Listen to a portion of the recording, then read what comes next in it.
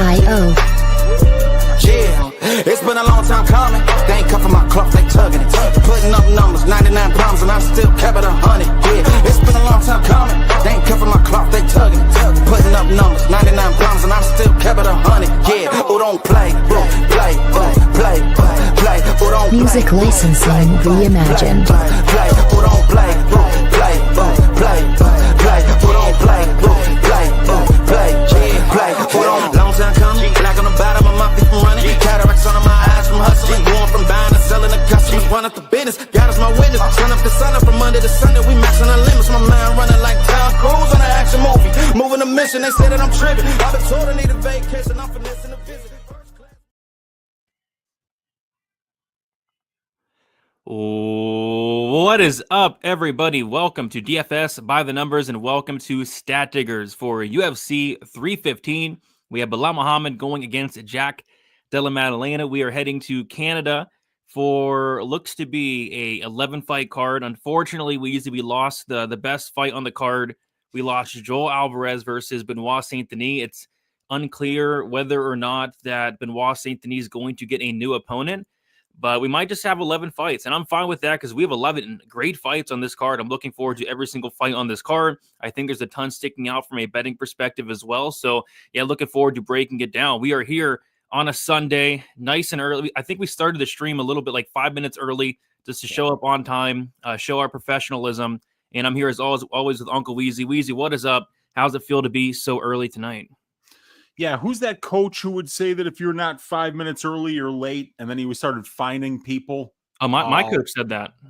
Oh, really? Maybe he stole that from another coach, though, for sure. Yeah. Yeah. Like there, I think there was I don't know if it was football or I forget. Either way, but we're never late. So you're welcome for that.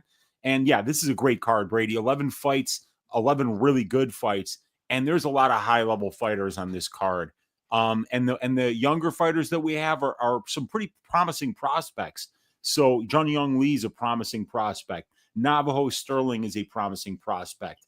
Jasmine Jazz Davicius is definitely climbing the ladder of the women's flyweight division. Canada, we're going to go north of the border for this card, and I think it's going to be a lot of fun. I'm really looking forward to this one, Brady. Yep, I'm looking forward to it as well. Before we get into, if you guys could like the video, subscribe to the channel. If you guys are watching on the replay, leave us a comment. It helps out the algorithm and all that good stuff. Let's hit up the chat before we do our recap of what was UFC Des Moines. And we got first one in the building is TH with the bow blows. There's going to be a lot of Bo Nickel hate, I feel like, in the chat tonight. Big talk. I mean, you go on Twitter, Weezy, just a ton of posts about Bo Nickel. It was a very big outcome last night. We got Jackie Blaine. How come no Figgy's knee in the Who needs to get some help? Oh, Figgy's knee. I mean, I don't know. I mean, Figgy's what, 37 at the wrong weight class. I think we all knew Sandhagen would go out there and handle business. Was not expecting that though, but Sandhagen got it done.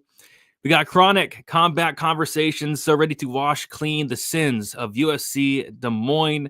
Right there with you. I mean, that card just took years. I mean, the pacing was so bad. It felt like it was a 16-fight card. The card was over like 1:30 in the morning. The first fight didn't kick off until like 35 minutes after it was supposed to kick off. Same thing with the main. It was just brutal.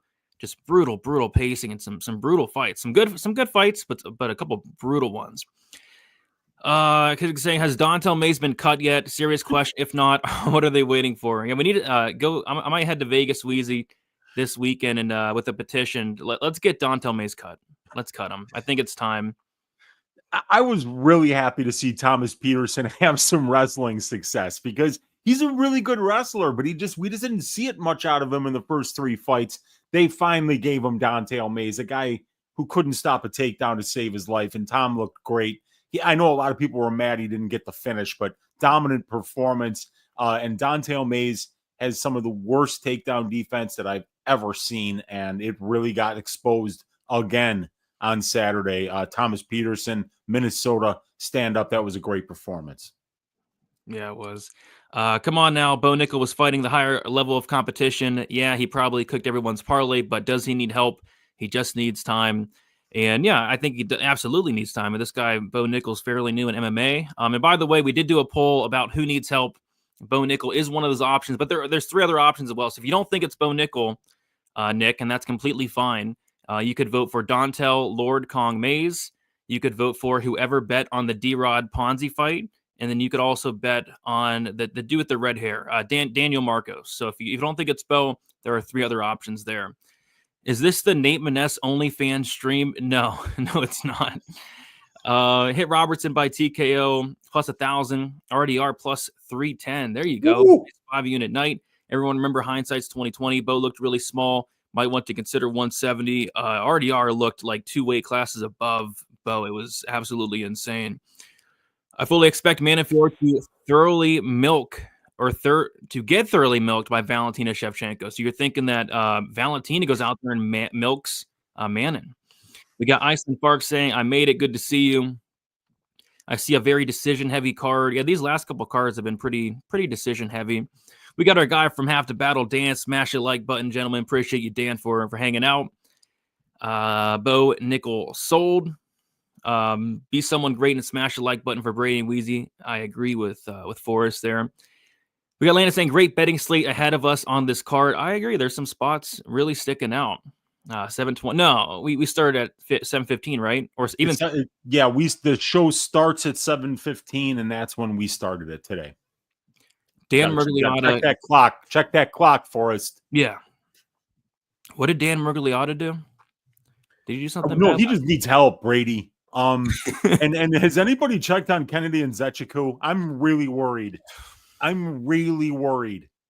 Thoughts and prayers. You don't pull out of a Martin Budai fight unless there's something seriously wrong. You don't pull out of a Michael Gilmore fight unless there's something seriously wrong. Thoughts and prayers also going out to our guy Johnny Parsons.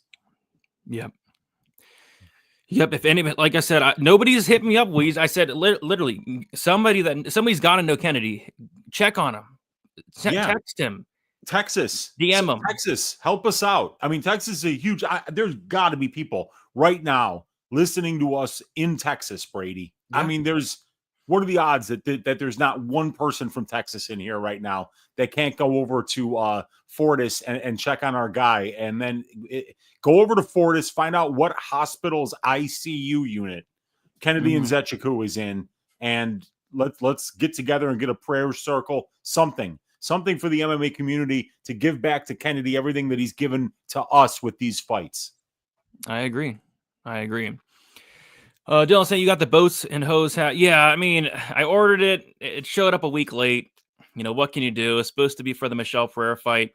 And I don't know if I made a mistake or if Amazon made a mistake, Weezy, but they actually gave me 3 hats.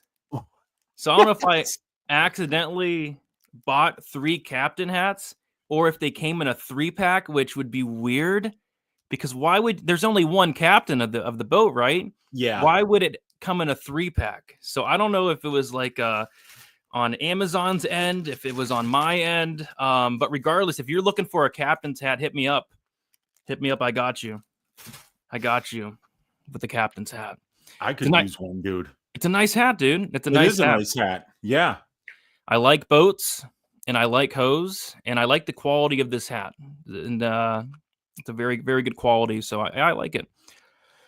Let's see. We got MMA Husky Hustler saying Aru, which translates from husky to human, as Brady and Weezy are never late or they early. They arrive precisely when they mean to. That's a good way to put it.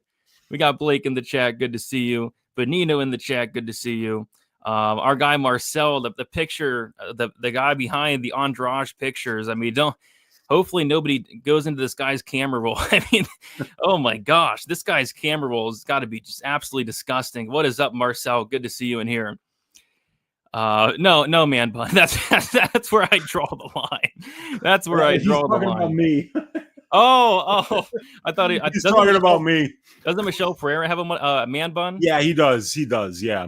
I can't grow a man bun. It's just not physically possible for me. It would take years for me to get a man bun. UFC Iowa, I got 9 right. There you go. 9-3, 1 perfect, 1-2 tournaments. Heck yeah, for us. I think I went 8-4. RDR piped Bo Nickel. There was a couple pipings last night. Who took shots worse, Bo or Mark? I mean, those body shots from RDR were absolutely disgusting. Yeah. Absolutely disgusting. Let's see. As the great Vince Lombardi said, if you're not 15 minutes early, you're late. So it was Vince Lombardi. Yeah, he probably started it because there were a lot of coaches that were pulling that as well. Somebody mentioned Tom Coughlin in the chat, and I think it's a pretty common thing. Yeah.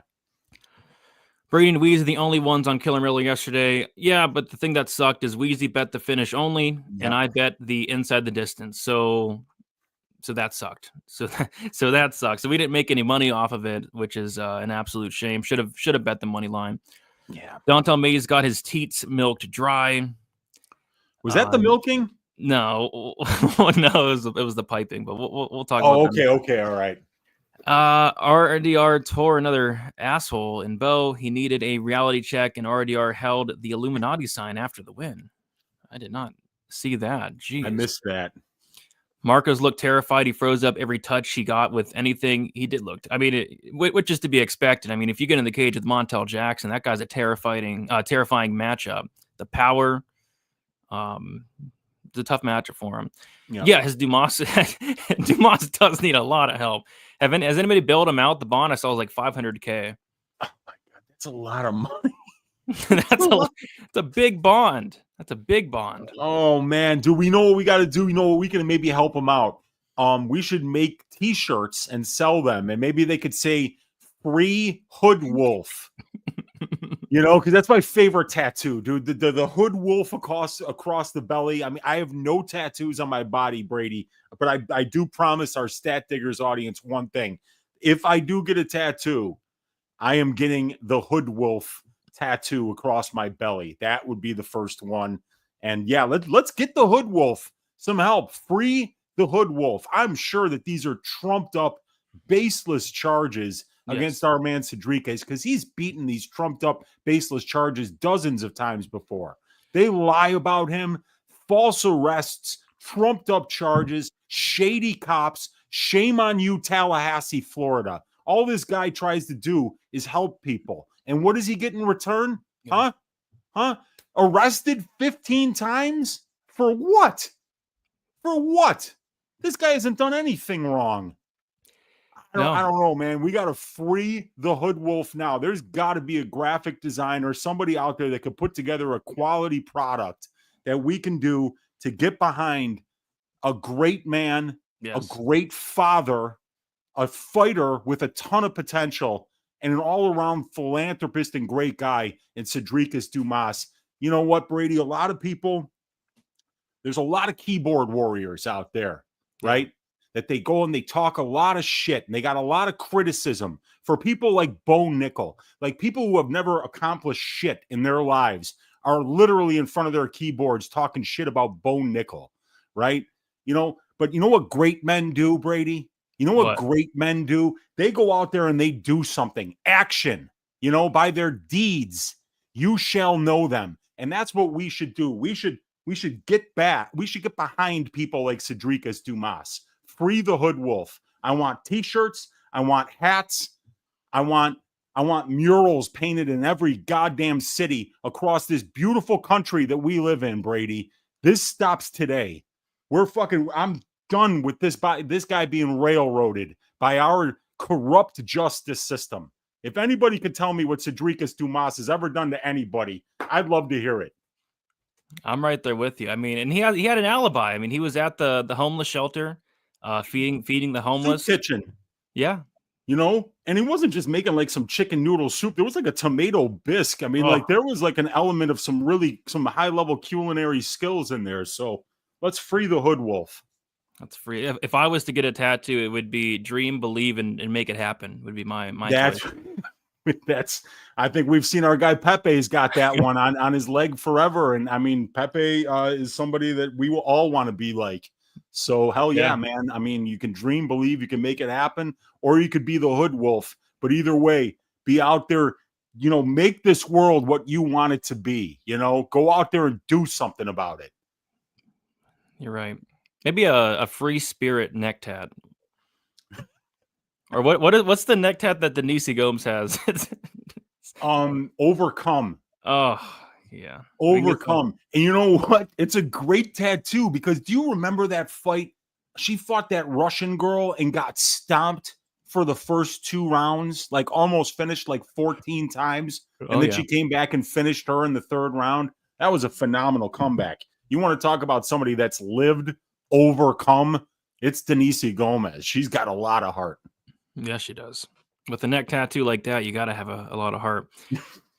Significant strikes winner. Yeah, I'll do that. I do a significant strikes contest for the paper. I'll do that. Winner gets a free captain's hat. It's a good hat. It's a good hat. Dontel Maze's udders are no longer lactating. Peterson milked them dry. Oh God. Marcel has all the good stuff. I bet you do, dude. I bet you do. Who took shots to the body worse, Bo Nickel or Lily Phillips? Shout out Lily Phillips. I don't know who that is. Apparently she had sex with 1,000 men in the span of like a day, and that's what she's known for. Okay. Wow. It's impressive. Wow. It's impressive. I'm sure there's a Dumas GoFundMe somewhere. Someone's gonna take Weezy serious and get like pissed off. Like they're gonna think he's being serious. Oh, Dumas needs a good public defender and a Christmas miracle. He's going to jail. All aboard the boats and hoes. Yes, yes. The shirt should read "Save me from being piped." Yeah, he's an outstanding citizen. You know, he's a good father to his kids, a good partner to his girlfriend. Treats her well. Does not hit her. Has never hit her. That's fake news. Dumas is a good man. He helped my grandmother across the street once, and what? He took her wallet. Hopefully, he took it, put some money in it, and gave it. That's what he really did. He probably took it, put some money in it, give it right back to your grandma there. There you go. Shout out Buster Cherry. Buster Cherry. I mean, it's got to be like the 14th in the long list of this really creative sexual names that always wind up in our show. Right there with Barry McCockiner and Dixon Sider and all the rest of them. Dan agrees with you there. Yeah, I know, man. Dan and I are on the same page, dude. Pipe up the like button. I agree. Weezy would be a great lawyer. I agree. Overcome. Okay. Let's see. Buster Cherry in the house. All right, Weez, let's do a quick recap of what was UFC Des Moines. First, we will start with the Stat Diggers parlay. Another rare loss. We had the over 1.5 in the Bo Nickel DeRitter fight. I think it was like 32 seconds away from hitting. And then we had the Thomas Peterson money line. And last week we had the Randy Brown at Dalby over, and that ended up finishing. So the overs have been killing us these last 2 weeks. Violence is back, dude. It's back. It's back. But the train keeps rolling. Well, speaking of train, the on-site piping of the week was Thomas the Train Peterson to pipe Dontel Lord Kong Mays on site. And it was kind of a piping and a milking. Almost a pegging, if you will. I mean, it was whatever you want. I mean, it was just domination. Just domination. On-site piping. Thomas the Train Peterson gets it done. And then the milking of the week was kind of a same thing, milking and a piping. I mean, Jillian Robertson took down Marina Rodriguez, got into a dominant position and piped her on site and milked her for all she had. Milking of the week, still undefeated, Weezy. I mean, and Jillian just looked phenomenal. What a performance by her. There was, when we talk about our cards, there's a few performances that I want to highlight. Yeah, it was such a I did say there would be no pegging of the week, but it was such a dominant performance that if there was ever a pegging, I mean, this dude Dontel Mays got pegged last night. Simple as that. He got pegged on site. So last night, I think me and you were pretty similar in terms of the results. You know, pretty much a break even, slight loss last night, which is frustrating because it was my my biggest win and probably my best call since Vicente Luque submitted Themba Garimbo. It was the Jillian Robertson TKO or KO at plus 1100. I had a half unit on that to win 5.5 units. My thinking of it was, I don't think Jillian's submitting Rodriguez. Rodriguez does the whole I'm going to fight to survive thing on the mat. I'm going to be very defensively sound. Went to decision with Verna and Dern. And Jillian's been talking about her ground and pound. The American top team in general, their ground and pound's been looking vicious. Grant Dawson. And Jillian even called the second round TKO. So all of it was adding up. Yeah. And at plus 1100, I took a half unit shot. So that was phenomenal. That was a great hit. Plus 5.5 units, but everything else went just tits up. I had Thomas Peterson inside the distance. I hate when I have an inside the distance bet and then my fighter goes out there and 30-25s them. I mean, that was crazy. Thomas Peterson went for the head and arm in the first round. Probably should have just gotten him out and pounded away. What I will say about Dontel Mays, he showed a lot of heart. He did not quit. I expected him to look for a way out. He did not do that. So shout out to Dontel Mays. You got absolutely dominated and piped on sight, but you did not look for the door. You did not look for a way out. What else did I have? I had my only total of the night was the fight doesn't go to decision in Kwong Lee. Bolaños, 1.5 units plus 110. Had a half unit on Miller inside the distance at plus 550. That didn't come through. I had Miesha Tate money. Miesha Tate was like one of my favorite plays, if not my favorite play on the card. Like, I thought it was a phenomenal matchup for her. 42% takedown defense for Yana Santos. And she literally only needed 2 takedowns to win the fight. We saw what happened once she got on top in the third round. I mean, it wasn't even close, but she came out there, was not able to get the takedown in the first 2 rounds. Yana Santos looked career best, I mean, in those first 10 minutes. But yeah, if Yana Santos or if Tate got one more takedown, it would have been a win there. So that sucked. I had Mason Jones inside the distance and by submission, and another frustrating bet where Mason Jones took down Stevens with 30 seconds left in the first round, took the back instantly and went for a rear naked choke. And then in the second round with 30 seconds left, Mason Jones went out there, took the back, put in a rear naked choke. And then in the third round, he does start to wrestle, which is good, but it's too little too late at that point. He was already pretty beat up. So, yeah, lost on that. Mason Jones-Stevens somehow went the distance. And even on the feet, like Mason Jones landed like 3 or 4 fight-ending shots. That spinning back elbow, landed a couple of head kicks, and Jeremy Stevens just straight up ate them. So I don't hate the inside the distance bet and the sub, but did not really love the game plan for Jones, for my bet at least, but he did go out there and win the fight 30-27, so good on him. I had Montel Jackson. I had 2 parlays. Montel Jackson parlayed with Corey Sandhagen, came out to minus 125. Both fighters looked very good. And then the other parlay was Bo Nickel, decision/KO, double chance, parlayed with Corey Sandhagen. And that obviously goes completely tits up. And then what was kind of frustrating as well as the 2 fights I passed on was D-Rod and Ponzi. And I picked D-Rod, and I was looking at him. I mean, Ponzi got up to minus 150 at one point. I promised myself I wouldn't bet it. So that hurt. And then also the Bakayev KO. I had my finger on the trigger all week.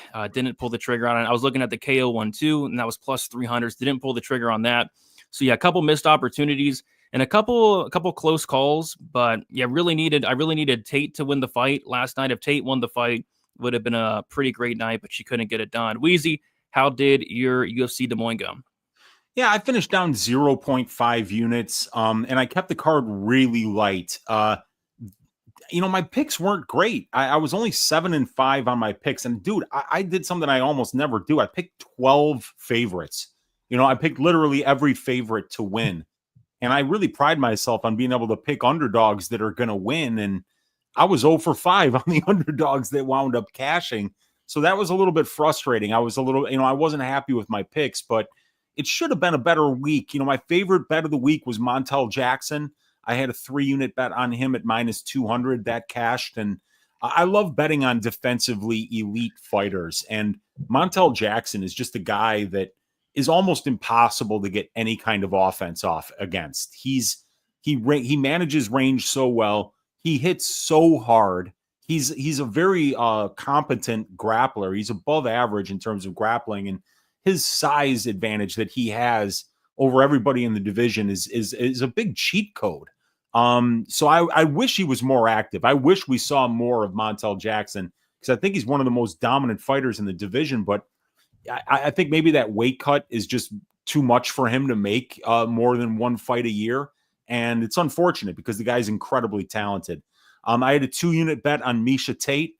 Yeah, that one didn't work out, but I liked how Miesha fought. She just didn't wrestle the legs early, but she came out super aggressive. She put the pressure on Yana, and she tried to get it into the clinch. She tried to get those takedowns. And even though the first 2 rounds didn't go her way, and she's 38 years old and she's nearing the end of her career, man, she came out there like a dog in the 3rd round, got a takedown, got to the back, even had a couple chances to maybe even finish the fight. So I was happy with the way that she fought. I was confused why she wasn't wrestling the lower half of Yana's body earlier in the fight to try to get that fight to the ground, because one takedown in that 1st or 2nd round, and that bet probably cashes. Ass shaving of the week was Surrey City over Cameron Smotherman, but I only bet the finish only, Brady. So I had 2.2 units on the finish only. I felt that was a great bet because I thought there was a big durability advantage for City, and I felt like there was also a grappling advantage on his side. And he came close on that choke, but he couldn't finish it. And then I also had the Juliana Miller finish only prop. And if I had just bet the CD money line and the Miller money line instead of getting cute with the finish only, it would have been an up week for me. And my probability parlay cash, but I didn't bet it this week because Montel Jackson was in it, and I already had 3 units on his money line. So finished down 0.5 units. Wasn't thrilled with my picks, but I kind of kept it light on the bets, and I felt like I made some pretty good bets. Just wish that City or Miller would have found a finish, and it would have been a winning night for me. But yeah, this is a card, Brady, where I like a lot of spots. And I just want to shout out a couple people here first, though. That performance by Azamat Bukauskas was incredible. I mean, that pressure that he fights with is absolutely nasty. He never takes a backward step. He ran through Ryan Loder, who I think is a pretty good fighter and a very good wrestler, and he's very durable. And Azamat just disposed of him so quickly. And I think he would have disposed of half the division in half the time because Loder's a real durable guy. He took a lot of clean shots before he finally just covered up and quit. And then great performance by Yana Santos. She really shored up the takedown defense and got herself a win. CD looked good. Montel Jackson only absorbing 17 significant strikes over 15 minutes was very impressive. And Renier de Ritter. I think a lot of people are talking shit about Bo Nickel. It's not fair. I mean, the guy's only got 7-8 UFC fight or professional fights coming into this one.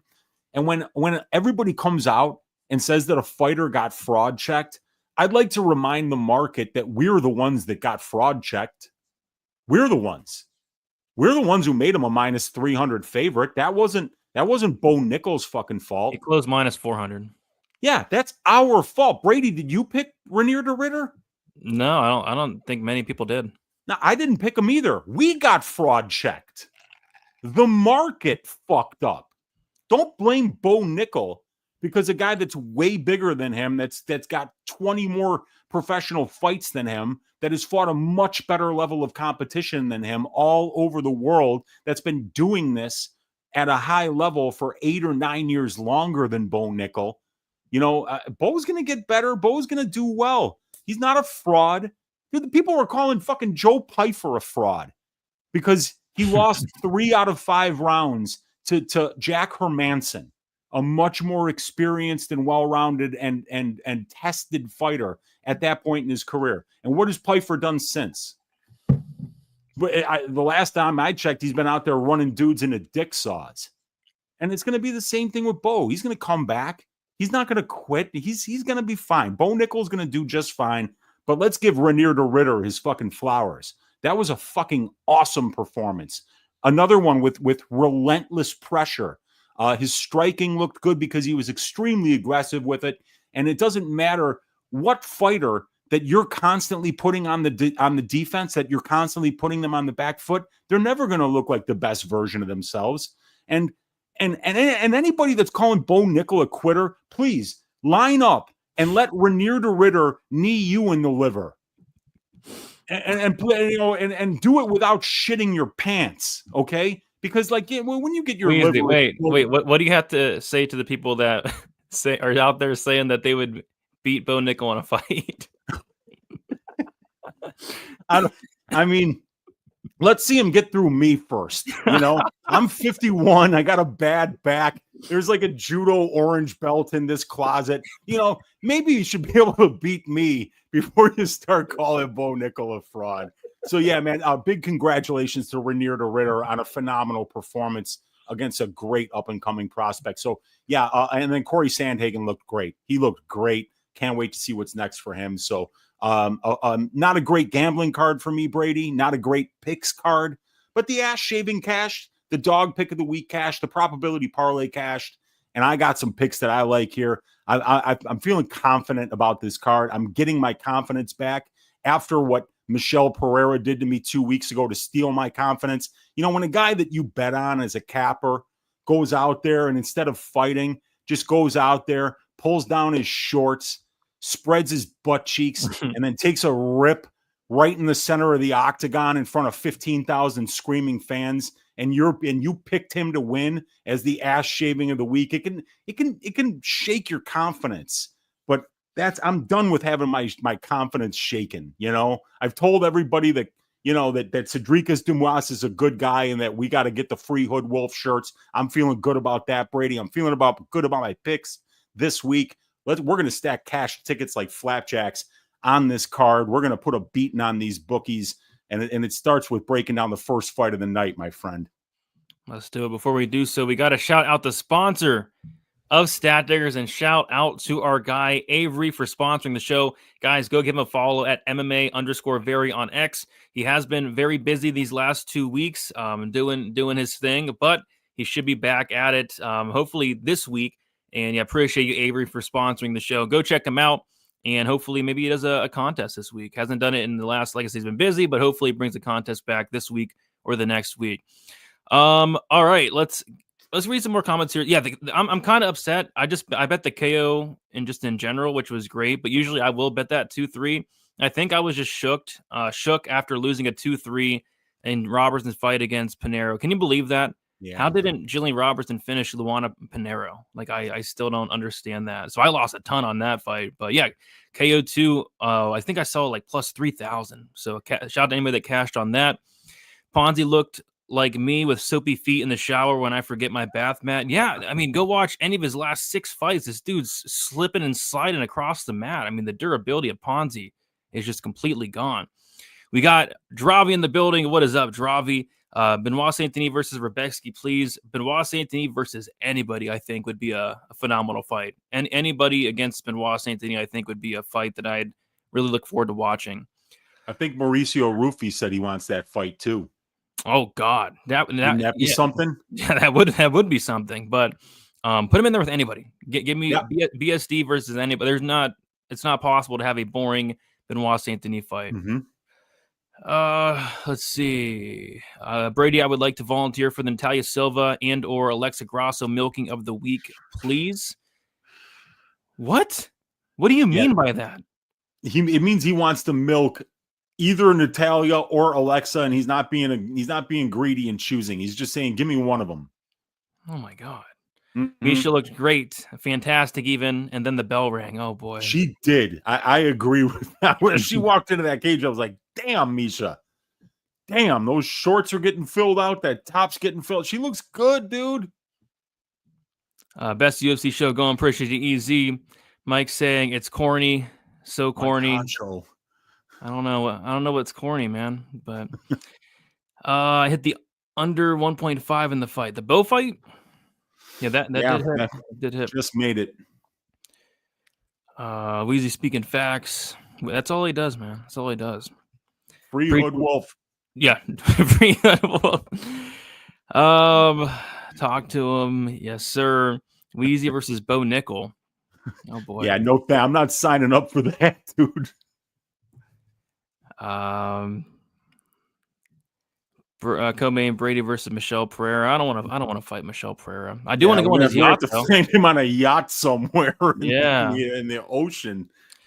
Oh, okay. Pepe confirmed it, and Pepe's a very reliable source. He says Benoit, Saint Denis, Malcolm Gordon. So it's official. Shout out Pepe, bringing the breaking news. Malcolm Gordon going up 30 pounds on short notice.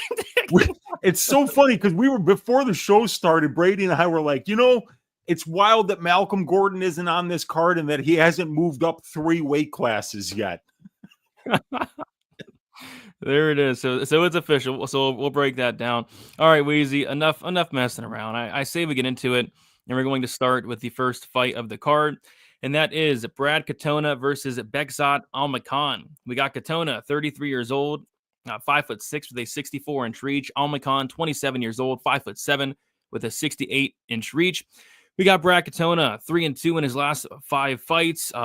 He had a stint in the UFC, got cut, but went on the Ultimate Fighter and won it for the second time against Cody Gibson.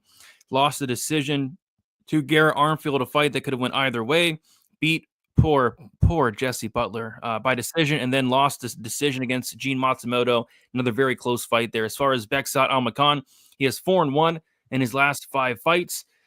Came in there, I believe, on short notice against Oumar Nurmagomedov and lost that fight on the scorecards there. So this is a very interesting fight here, Weezy, and we talk about it, and we've talked about it time and time again. Overrating somebody in a loss. Mm-hmm. I think that's what's kind of happening here. Like, I think this is a very close fight. I think these two match up very well. Bekzat Almakhan, I mean, this guy gained a lot of hype off of literally one moment. And that was him knocking down Oumar Nurmagomedov. But that's all he had was one moment, which is fine. I mean, it's Oumar, right? That's expected. So, and nobody expected him to knock him down. But outside of that knockdown, I mean, he got dominated for 14 minutes and 59 seconds. So I can't really take much from that fight, to be honest. So I went and watched all his other fights, and yeah, he's not bad. He actually can wrestle quite good top control. He can't be taken down, though. On the feet, he does throw with power, but he can be very low volume. I think it's a close fight. Like, Brad Katona is a guy that, I mean, Brad Katona is a guy that it's hard to like Brad Katona. You know, the personality, maybe not all there. The fighting style might not be the most exciting fighting style to watch. Not the most exciting fights, but he's a good fighter. You know, the striking's pretty good. I like the volume, very tough. Can mix in the wrestling as well. Brad Katona is not bad. I mean, this guy's a 2-time Ultimate Fighter winner, right? So, yeah, I think it's a very close fight for me. It's a dog or pass. Almakhan is minus 175. Brad Katona plus 150. And what's interesting about the fight, Weezy, is it's the over 2.5 is minus 300. They're telling you that this fight's probably going to go to decision, and I would probably agree. We are in Canada, and that fight is going to come down to the crooked, corrupt judges. So I would want to be on the plus money anyway. And on top of that, Brad Katona, hometown guy, I think Brad Katona is a pretty live dog to kick off the card. What are your thoughts on this fight here? Yeah, I mean, there's no way I'm picking Almakhan here. He's proven nothing to me with his wins on the regional scene. And, I've watched a few of his fights today. I watched the Mastro Marini fight. I watched the Janilson Matos fight. And I watched one of the older fights where he got finished by a Ulu from Kyrgyzstan. And first of all, Bekzat's very low volume. I've seen him get takedowns, and he's really good at timing his double legs when his opponents are throwing. But once he gets on top, I don't really see a lot of top control. I don't see a lot of ground and pound. I don't see really any submission upside. He's only won one fight by submission in his career. And he got submitted via a guillotine in that fight against the Kyrgyz guy, the Ulu guy, whoever it was. So, yeah, I mean, like, Bekzat's all right. He's got 13 fights. He's still only 27 years old. He's low volume on the feet, but he's got a little bit of power. His conditioning is solid. He works in takedowns, and he can fight back up when he's the one getting taken down. So it looks like all the areas of his MMA game are there, but he's not really beating anybody that you care about the wins. And I think that he's being overrated in a loss against Oumar. And frankly, I don't think there's anything that we can learn from that performance, because he was never going to win that fucking fight. That fight could happen 1,000 times. Bekzat's winning it maybe 1 or 2% of that. So you really don't learn much about him taking 14 steps up a ladder and fighting a fight that should have never been even sanctioned in the first place. But the fights before that, I don't see anything out of Beksat to indicate to me that any part of his MMA skill set is above average for this division right now. Now, Katona, he's proven that he has above average boxing, above average durability, and above average fight IQ. I think that these guys that he's in there against in the last three of the last four fighters, who cares about Jesse Butler, but Cody Gibson win was a good win, and that was a great fight. The Garrett Armfield fight was one that I thought he won. And frankly, I think Gene Matsumoto would absolutely destroy Beksat Almakhan. I don't think that would even be anywhere close to a close fight. And I thought Brad might have even won the Matsumoto fight. So with Brad, you're getting the more experienced fighter. You're getting the more tested fighter. You're getting somebody who's got proven durability. And you're getting somebody that has shown the ability to fight to his opponent's weaknesses. So I just think that there's a lot more information about Brad Katona that tells me that he's got the way better chance to win this fight. He's got an already proven UFC skill set, and he's out there fighting very close fights against guys that are way better than Beksat Almakhan. Almakhan's got a ton to prove. He's on a 1 year and 2 month layoff as well, Brady. So while there is the opportunity that he has gotten better, lack of activity is not a good thing, not at this level, because these guys that you come out here against are the kind that if you start slow, they can catch you early and put you in really bad spots. So I like Brad Katona to win this fight by decision. Yeah, I think it's a very close fight. I think these two are very well matched. I think it goes to decision. It's in Canada. The crooked, corrupt judges are going to be involved. I would want to be on the plus money. So we'll see. Almakhan opened up at looks like minus 250, currently minus 175, and then Katona opened up plus 170. He's currently plus 150 there. Like I said, the over under set at 2.5. The over 2.5 minus 300. The under 2.5 is plus 240 there. Brad Katona sucks. I don't think he sucks at all, to be honest. I really don't think he sucks at all, but he's a good fighter. The person, you might not like him. You might not like his personality. The nickname Superman. There's two Supermen, Brad Katona and Ryan Spann. Oh, is it really? Yeah, wait. What about Armin? Was Armin Petrosian Superman as well? I don't know, but that I might. Worst nickname. I might have to switch my pick now. I might have to go with Almakhan. Oh no. I mean, that's terrible. I mean, what is Almakhan's nickname? Is it any better? It's probably something Kazakh. The Tehran Warrior. I don't know what that means. I don't know. I don't know either. I'll stick with Katona. And I'm surprised you didn't call him Katoner. Don't you usually call him Katoner? I even spelled it Katoner in my Discord. Katoner. Brad Katona looks like an IT guy by day, serial killer by night. Yeah, he's a terrifying individual. Beksat minus 175 in this economy is crazy. I just don't really see where he looks minus 175. I really don't, but we'll see. Katona by split. Yeah, this kind of has split written all over it. Katona by boredom. Almakhan by decision. Katana looks like a guy that orders packaged farts from Japan. No, he doesn't. No, I don't agree with that. Barry, didn't you just say Brad Katona sucks? What are you doing? You can't be switching. Look at this. Brad Katona sucks. Are you high? Barry Cockner's high. Give me Brad Katona. To be fair, Barry McCockner is a very common name these days, so it could be two different Barry McCockners in our chat at the same time. And I think one of them is friends with Buster Cherry. I'm Brad Katona impression. We'll leave that to Tim Troiano. Tim Troiano does the best Brad Katona impression. I can't do it. Can you do it? If you closed your eyes and then listen to Katona and listen to Tim, I defy you to find which one is which. It is like you are in the room with Katona. It's like you're in the Katona-verse when you listen to Tim do that impression. Shout out Tim Troiano. I laugh so hard whenever he says that. Take you to the Katona verse. Did he really say that? Did Brad Katona really say I'm going to take him to the Katona verse? Yeah, I don't think other people could make that up and put that on him unless it actually came out of his mouth first. You know, Oh, it's like one of those stories where like you hear this crazy story and you're like, there's no way that's true. And it's like, okay, well then who came up with that? You know, like say, was that just, was it Troiano who was like, oh, I'm going to say that he said the Katona verse, no, he couldn't even come up with that in his head. That was Brad Katona. Yep. Because that's something Brad would. I could see him saying. I can picture it just clear in my head. I'm going to take him to the Katona. It's hilarious. Oh, we got our guy MMA_very. What is up, Avery? Hanging out with us. Good to see you in here.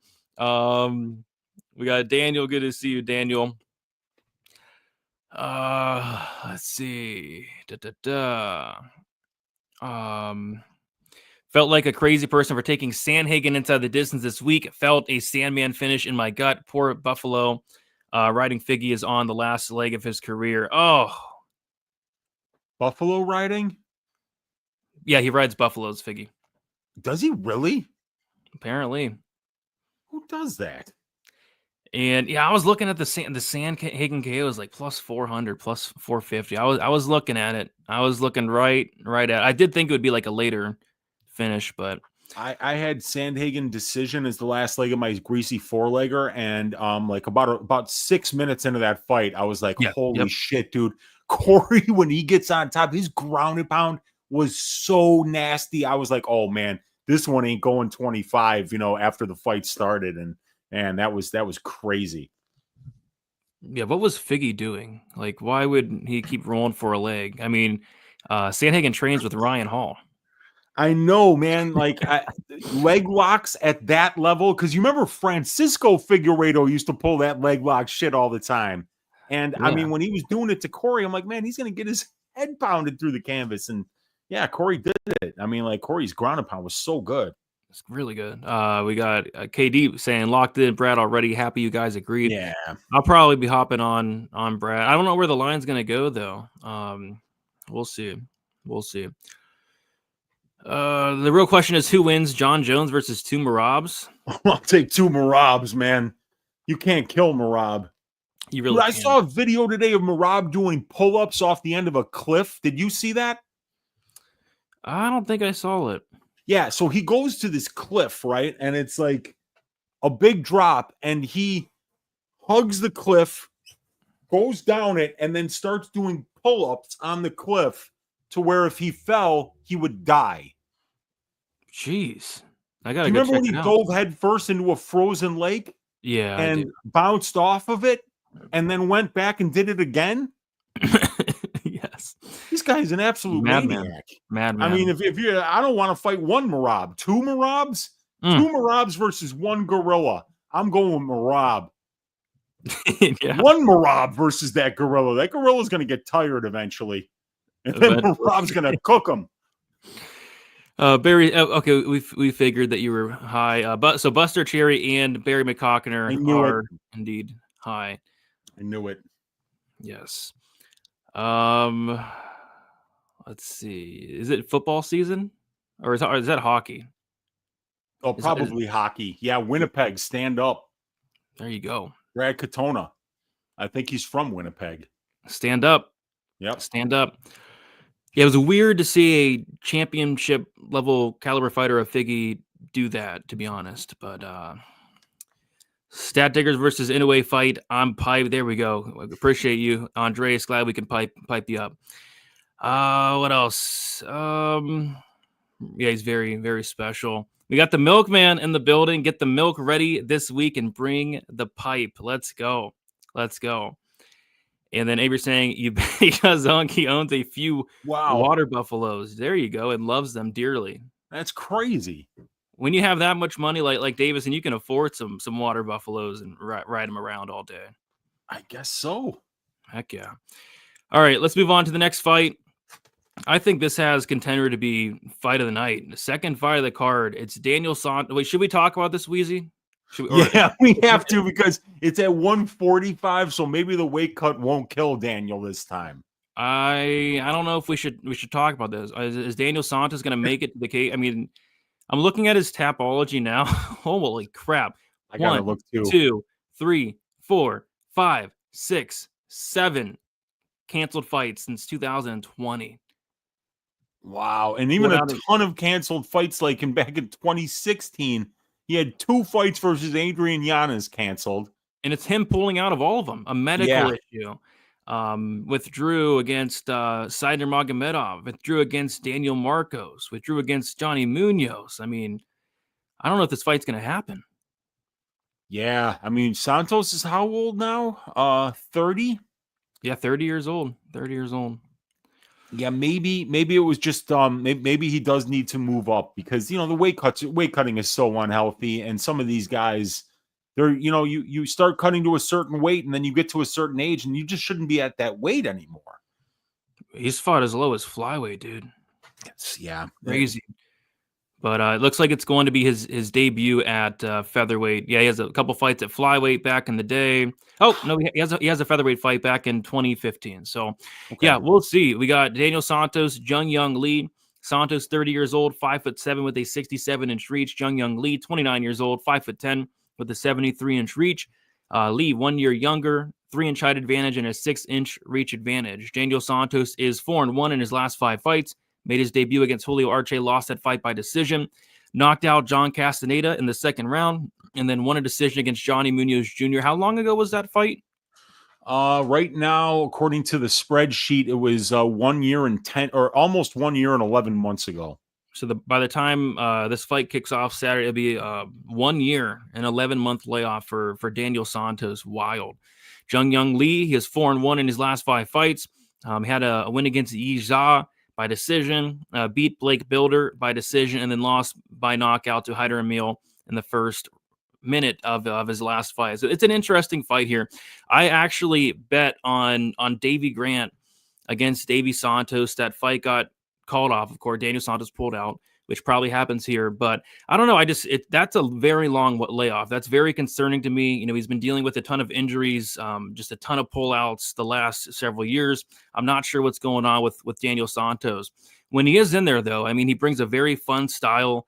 He's eat one to give one. That John Castaneda fight was one of the best fights you'll ever see. It was back and forth war where Daniel Santos got the shit kicked out of him for the first 5 minutes. And then he broke John Castaneda in the second round. And I think this fight's going to be a war. Both these guys don't mind biting down on their mouthpieces, pulling out their dicks and swinging them. And I think this might come down to who has the bigger dick. So, Weezy, which one of these guys do you think has the bigger cock? I don't know. I was going to say that the Asian guy was going to win the fight, but I don't so I'm not going to even finish that joke. But okay. Oh, God. This is a great fight, dude. And I mean, I love the pressure that Santos fights with. Super exciting fighting style. He's extremely hittable, though. And he really has to count on his durability because he's so uncompromising with the pressure that he doesn't really care about the defense. And he kind of counts on his durability a little bit too much. Look, I mean, like the fact that he was able to even survive that first round against Castaneda was very impressive because Castaneda landed 2 flush head kicks. I mean, right on the jaw. I don't know how the hell he got through that. And then when you go and you watch that Arce fight, he was like sprinting at Arce, but he couldn't hit water if he fell out of a boat because Arce had great footwork and was just able to deal with that pressure, circle off, and land shots on the angles as he exited. And Santos just isn't very technical. He's going to make you work, though. He's going to make you fight him. And if there's any quit in you, if there's any break in you, if you are not ready to go a full 15 minutes against this guy, and if you're the type of fighter who stops believing in yourself when your big shots are landing, but they're not getting the guy out of there, Daniel Santos can break you in the second half of the fight. But in my opinion, Brady, he's not really that talented. You don't need to be talented to be a tough guy. and he fights out of Shootbox Diego Lima, and he is a absolute uncompromising pressure fighter. He's very tough. He's very durable. But like, dude, when was the last time you saw somebody with a 29% distance striking accuracy? That's horrible. Dude, he fought Johnny Munoz Jr., who's a pure grappler and a punching bag. Yeah. Think about that. You know, it wasn't just the Arce fight. Why his his accuracy is so bad. There were 2 other fights in there. So how the hell is this guy eating 7.7 distance strikes per minute? That's too much. And now that he's up a weight class, these guys are going to be hitting that much harder. So I need to look into this one more, but it's hard to get behind Santos right now because there's just not a lot of nuance to his game. And for somebody that is going to be like this, just I'm whipping my dick out and that's how I'm fighting, well, then you would rather that the guy hadn't pulled out of 8 fights in the last 2 years. Because if you're going to be I'm pulling my dick out of my pants and that's how we're doing this, you got to be able to stay healthy, right? I mean, like your body cannot be betraying you if you're going to go in there and get into dick swinging contests. Because when that first cock slap comes your way, Brady, you know, it might be nighty night. Keep your butthole tight.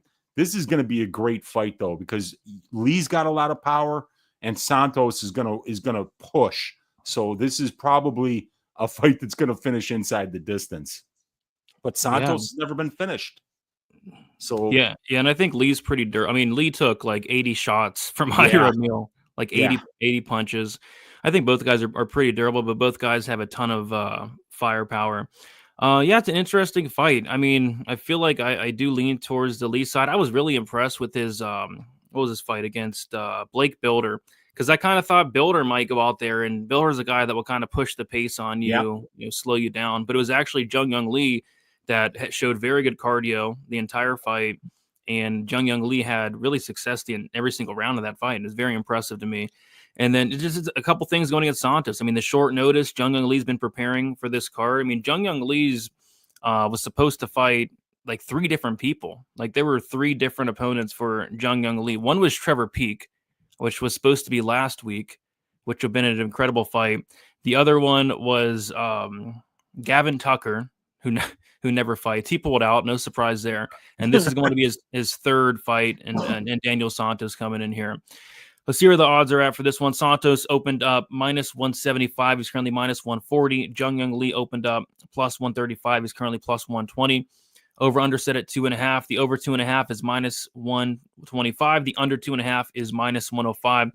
I think violence could be interesting, but it could also be one of those fights where they do swing dicks. They both get a couple knockdowns, and it somehow goes to decision, and you punch a hole through your wall. That's exactly what I was thinking, because Santos is stupid durable. I mean, like, those were straight up baseball bats to the head that Castaneda was hitting him with. I know. Yeah. So, yeah, I don't really have interest in a total there. Milk ready and bring the teats. There's gonna be some teats on this card. I think we might be talking about some teats. Couple fights. We'll talk about some teats. Yeah. Daniel Santos withdrawal. There could be some value there on that minus 1,000. I could see it. Ison liking the Lee by decision. 29% is crazy. Yeah, that's crazy. Yep. 99. Builder is ass. Yeah, I mean, I had higher hopes for Builder, but he hasn't done as well as I'd like to see him thus far in the UFC. All right, Weez, let's move on to the next fight. And this is Marc-Andre Barriault going against Bruno Silva. We got Marc-Andre Barriault, 35 years old, 6'1" with a 74-inch reach. Bruno Silva, 35 years old, 6 foot with a 74-inch reach. Same age there. We got Marc-Andre Barriault with a 1-inch height advantage and the same reach there. Marc-Andre Barriault, he is 2-3 in his last 5 fights. Knockout win against Julian Marquez. Decision win against Eric Anders. Decision loss to Chris Curtis. Knockout loss to Joe Pyfer. And a knockout loss against Dustin Stoltzfus. As far as Bruno Silva, 1-4 in his last 5 fights. A knockout win against Brad Tavares. A submission loss to Brendan Allen. A decision loss to Shar Magomedov. A decision loss to Chris Weidman. And then a decision loss to Ismail Nardiev. So for me, last week, what Weezy was the Ponzi D-Rod fight. That was the 1-800 gambler fight of the week. And I tried to warn people, don't go out there betting on this fight. And people steamed Ponzi all the way up to like minus 160. This week, I'm saying it right now. The official 1-800 gambler fight of the week is Marc-Andre Barriault going against Bruno Silva. Why is it, you ask? Well, on one hand, you have Marc-Andre Barriault, who his chin is just complete dust. It's completely gone. At one point, Marc-Andre Barriault was known for his durability, but he's been into a lot of wars, and at this point, he's been knocked out quite a bit at this stage of his career. We saw Chidi knock him out in like 15 seconds, and then he got knocked out by Pyfer. He got knocked out by Stoltzfus. There's no shame in getting knocked out by Joe Pyfer. There is some shame in getting knocked out by Stoltzfus, but that's not what I'm really worried about for Marc-Andre Barriault. What I'm worried about is he's coming back just way, way too quickly. Because not only did he get knocked out, and it's not like a knockout where, the ref stopped it maybe a little bit too early. No, Marc-Andre Barriault, I thought he died. I thought he died in the Pyfer fight. I thought he died. He went face first into the canvas. It was kind of hard to watch. And then Stoltzfus knocked him out, brutally knocked him out cold. And those were horrible. Look, I went back and watched those fights. Like, those were brutal knockout losses. And then I looked at when those fights were, and that Pyfer fight was 10 months ago. And then the Stoltzfus fight was 6 months ago. So this is going to be his third fight in less than a year. So I'm really worried about Marc-Andre Barriault. I'm really worried about the chin. I think the chin's completely gone. So on the Marc-Andre Barriault, I have some serious concerns. On the Bruno Silva side, I have probably even more concerns. With Bruno Silva, you have a guy that literally does not want to be there. And that's not just me saying it. Bruno Silva actually came out after his fight against Ismail Nardiev and said he does not want to be in there. He doesn't want to fight. And I've been waiting to fade Bruno Silva once more against anybody. But then they're matching him up with Marc-Andre Barriault. So it's a tricky one for me because I feel like Marc-Andre Barriault, if he had a chin, I would be putting a house on Marc-Andre Barriault. I'd be putting a whole house on it. And I would never, ever do anything like that. But that's how bad I want to fade this guy, Bruno Silva. But the chin is in serious question. I mean, can this guy take a shot anymore? This is a fight that I'll probably be staying away from. Or maybe look at a total. Like last week, we had Ponzi D-Rod, two very washed guys going at it. They swung dicks. The under hit. The fight doesn't go decision hit. I might look at an under here because I can't trust the durability of Barriault, and I can't trust Bruno Silva wanting anything to do with fighting. But this guy's like 1-7 in his last 8 fights. So I got to pick Marc-Andre Barriault just because he wants to be here. But I mean, this guy could get knocked out by the cut man, putting some Vaseline. I mean, he could be getting knocked out right now. Marc-Andre Barriault could be knocked out cold right now as we speak on a Sunday. So I don't know. Pick Marc-Andre Barriault, but I might look at a total instead. Weezy, what are your thoughts on this fight? Yeah, it's a hard one because Barriault looks like the better fighter right now. He looks like the fighter that's going to be out there doing more, landing more, trying harder. Like Bruno over these last 4 fights has just looked absolutely awful. But here's the thing, right? He's still durable. He still hasn't been knocked out in something like, I don't even know when the knockout loss for Bruno Silva happened, but it was probably ground and pound because this guy's ground game is straight ass. But he's going 15 minutes with Michel Pereira, Pereira. He's never been knocked out, it says. According to my stats, he's been knocked out once. Maybe tapped to strikes or something. But on Tapology, it says no knockout losses. I can check Sherdog, though. Okay, yeah. See what, because there might be a disqualification loss, and that counts as a TKO loss. So, yeah, I think that's what it is. Okay. Yeah, so that would count as a KO loss, but you look at some of the guys that he's going 15 minutes with Shara. He's going 15 minutes with Alex Pereira and not getting knocked out. And the problem is that Barriault's chin is absolute dust right now. It's not going to get better at 35 years of age coming off 2 straight vicious knockouts. And every time that you get knocked out, it just becomes more likely that it's going to happen again. The statistics don't lie when it comes to that. So this is a very tricky fight. And while I would much rather have my money on Barriault right now, because it looks like he actually is ready to fight, the thing that bothers me is that Bruno Silva, as bad as he's looked, going out there losing 4 straight fights, 6 of his last 7, Brady. Well, have you seen him quit yet? No, and he gets subbed, but no. Yeah, you can make him quit on the mat. As a matter of fact, I mean, it's happened 7 times, right? He's lost 7 times inside the distance, all by submission, if you don't count the disqualification loss. So, can Marc-Andre Barriault make this dude quit? Because Shara couldn't, Alex couldn't, even Ismail Naurdiev looked really good, and he was hurting him early in a couple of different rounds of that fight on the feet. Bruno still never quit. So can Barriault's chin hold up for 15 minutes? I think it probably can. I don't remember the last time Bruno Silva hit hard besides, it would have to be the Tavares fight, right? Yeah. And I mean, that was still a minute ago, but yeah, dude, I mean, I might be with you on this one in terms of just because Bruno hasn't quit yet, that it might be a 1-800-GAMBLER situation here. Yeah, I mean, and it's all talk, of course, but you go to Bruno's Instagram, and he's talking, like, making big paragraphs of, how he's motivated.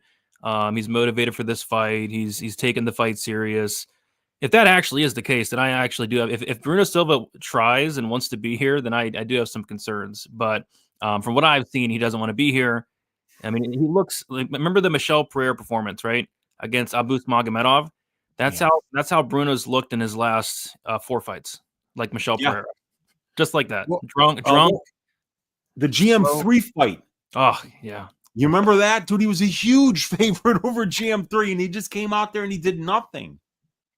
Yeah, and that was a while ago at this point, and both these guys, I think, are towards the end of their career. It sucks, man. I want to fade both of them, but you can't fade both of them if they're fighting each other.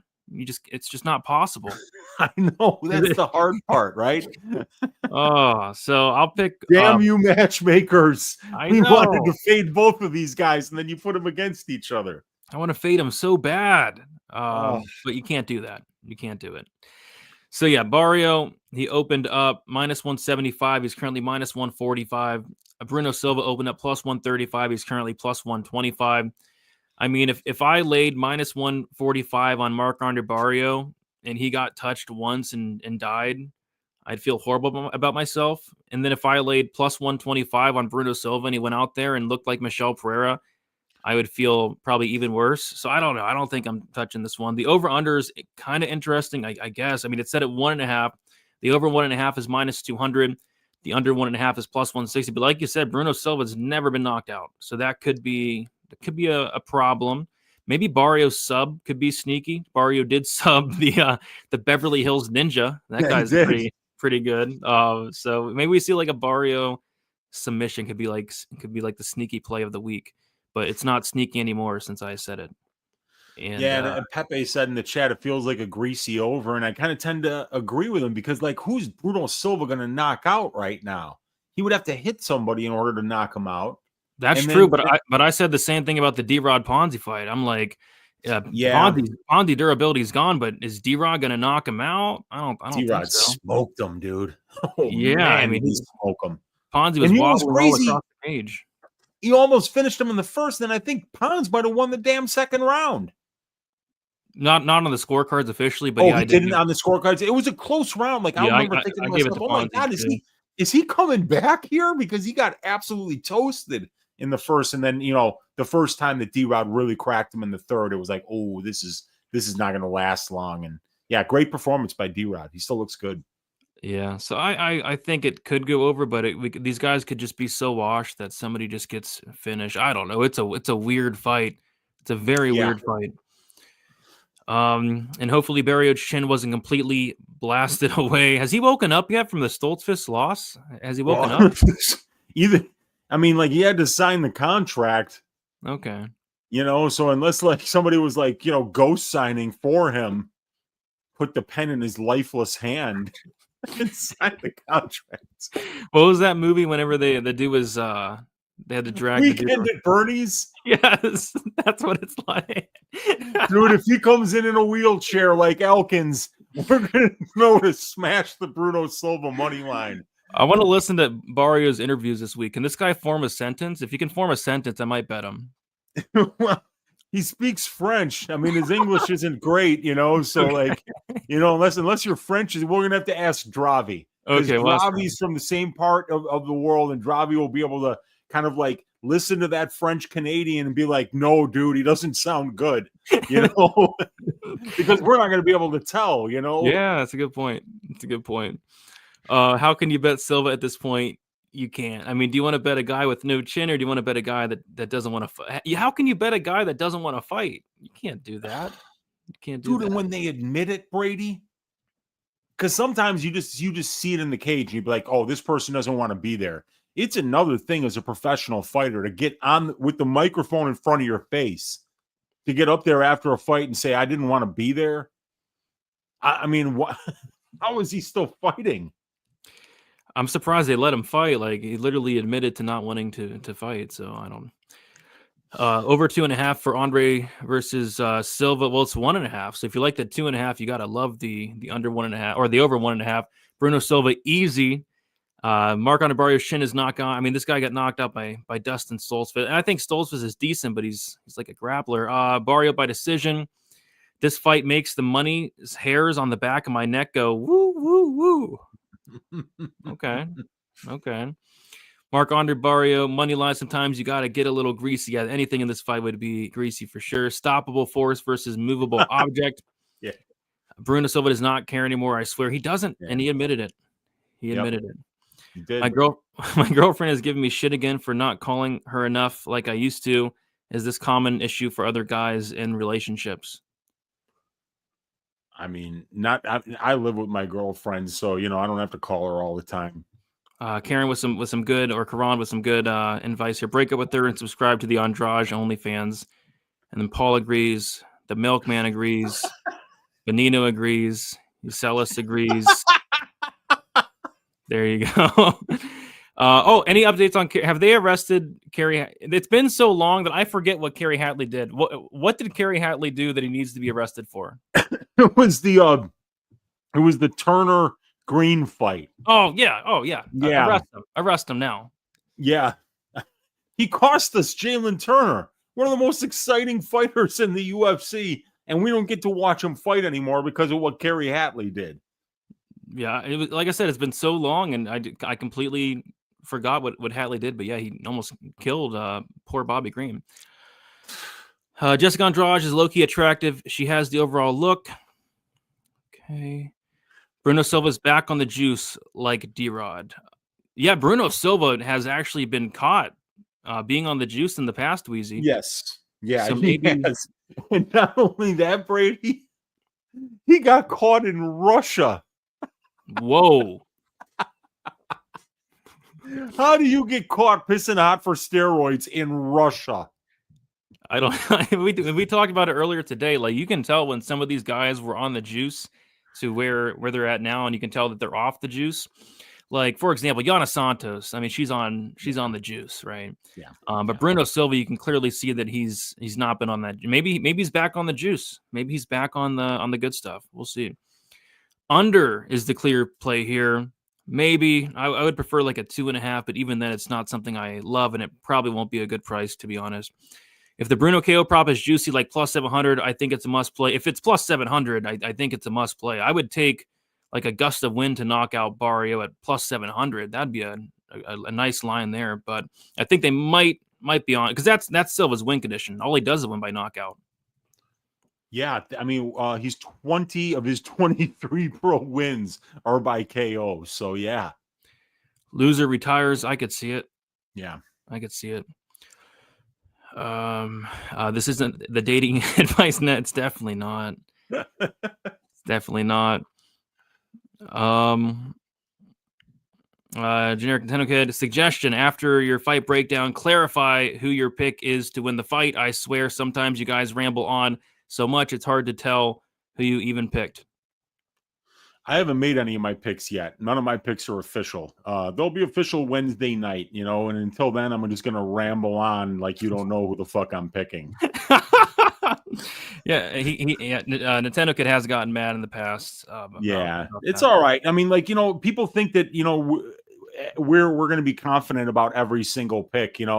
I've had people in my comments on my channel be like, this guy is, saying that he likes fighter A to win the fight, but then he thinks fighter B is the better bet. And it's like, yeah, man, that's called math. That's called implied probability. It's called finding an edge, and when the best in our business, Brady, are wrong 32% of the time on their fight picks, 32% of the time you're going to be wrong.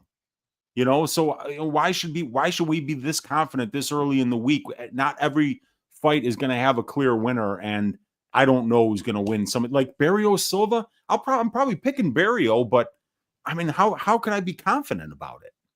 You can't. It's hard, and it's hard. So sometimes we're not going to always have, really well-formed opinions about who's going to win the fight on the Sunday before the fights happen. Yeah, we'll tell you like where we're edging, like if we're edging towards this or if we're edging towards that. But yeah, we'll let you know where we're like edging towards. Speaking of edging, let's move on to the next fight. It is Jessica Andrade versus. No, it's not. It's the Ruslan fight, right? Let me look. According to my sheet, it's Ruslan. So I mean, I don't know if they're changing the order yet. All right, let's move on to Navajo Sterling going against Ivan Ruslan. We got Sterling, 27 years old, 6'4" with a 79-inch reach. Ruslan, 33 years old, 6'3" with a 75-inch reach. Sterling, 6 years younger, 1-inch height advantage, 4-inch reach advantage. Sterling, 5-0 in his last 5 fights. Made his debut against, Tuco Tokos, won that fight by decision. Had a nasty second-round knockout on the Contender Series. He is a city kickboxing guy. Good striking, solid takedown defense. His last fight against Tokos, it was an okay performance. I think a lot of people, including me, expected him to knock out Tokos. Did not quite happen, but hey, he won 30-27, I think, across the board. As far as Ruslan, 2-3 in his last 5 fights. Made his debut against Iwan Kudalaba, lost that fight by split decision. Yeah, for me, I think it's a pretty clear Sterling spot. I mean, this guy is a pretty big favorite. I just think he's the much better striker. I think there's a massive advantage in the volume. He's going to be bigger. He's going to have the reach advantage, kickboxing background, and all these guys at city kickboxing, like even Blood Diamond. I mean, these guys have good takedown defense, and he showed some good takedown defense and a good get-up game in the Tuco Tokos fight. I do expect this fight to stay standing. And yeah, I think Sterling just does more and eventually probably finds a knockout here. So I like Sterling. I'm just not really wanting to go out there and lay minus 300 on the guy, nothing like that. But yeah, Sterling for me, I do edge his way.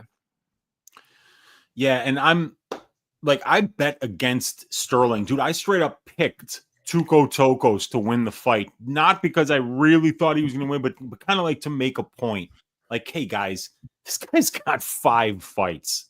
And he's fought nobodies on the regional scene before he even got to the Dana White's Contender Series. And on the Contender Series, he fought another pure kickboxer. So Navajo Sterling's ground game really hasn't been tested yet. And I thought Tokos might be able to test it, but it turns out his wrestling is just god-awful. So he was not really able to get the guy down to the ground. And he did try a little bit, but I thought he was going to fight a lot smarter. But either way, the things that Navajo Sterling has really proved to me so far is, first of all, that he's very patient and he looks very comfortable in there.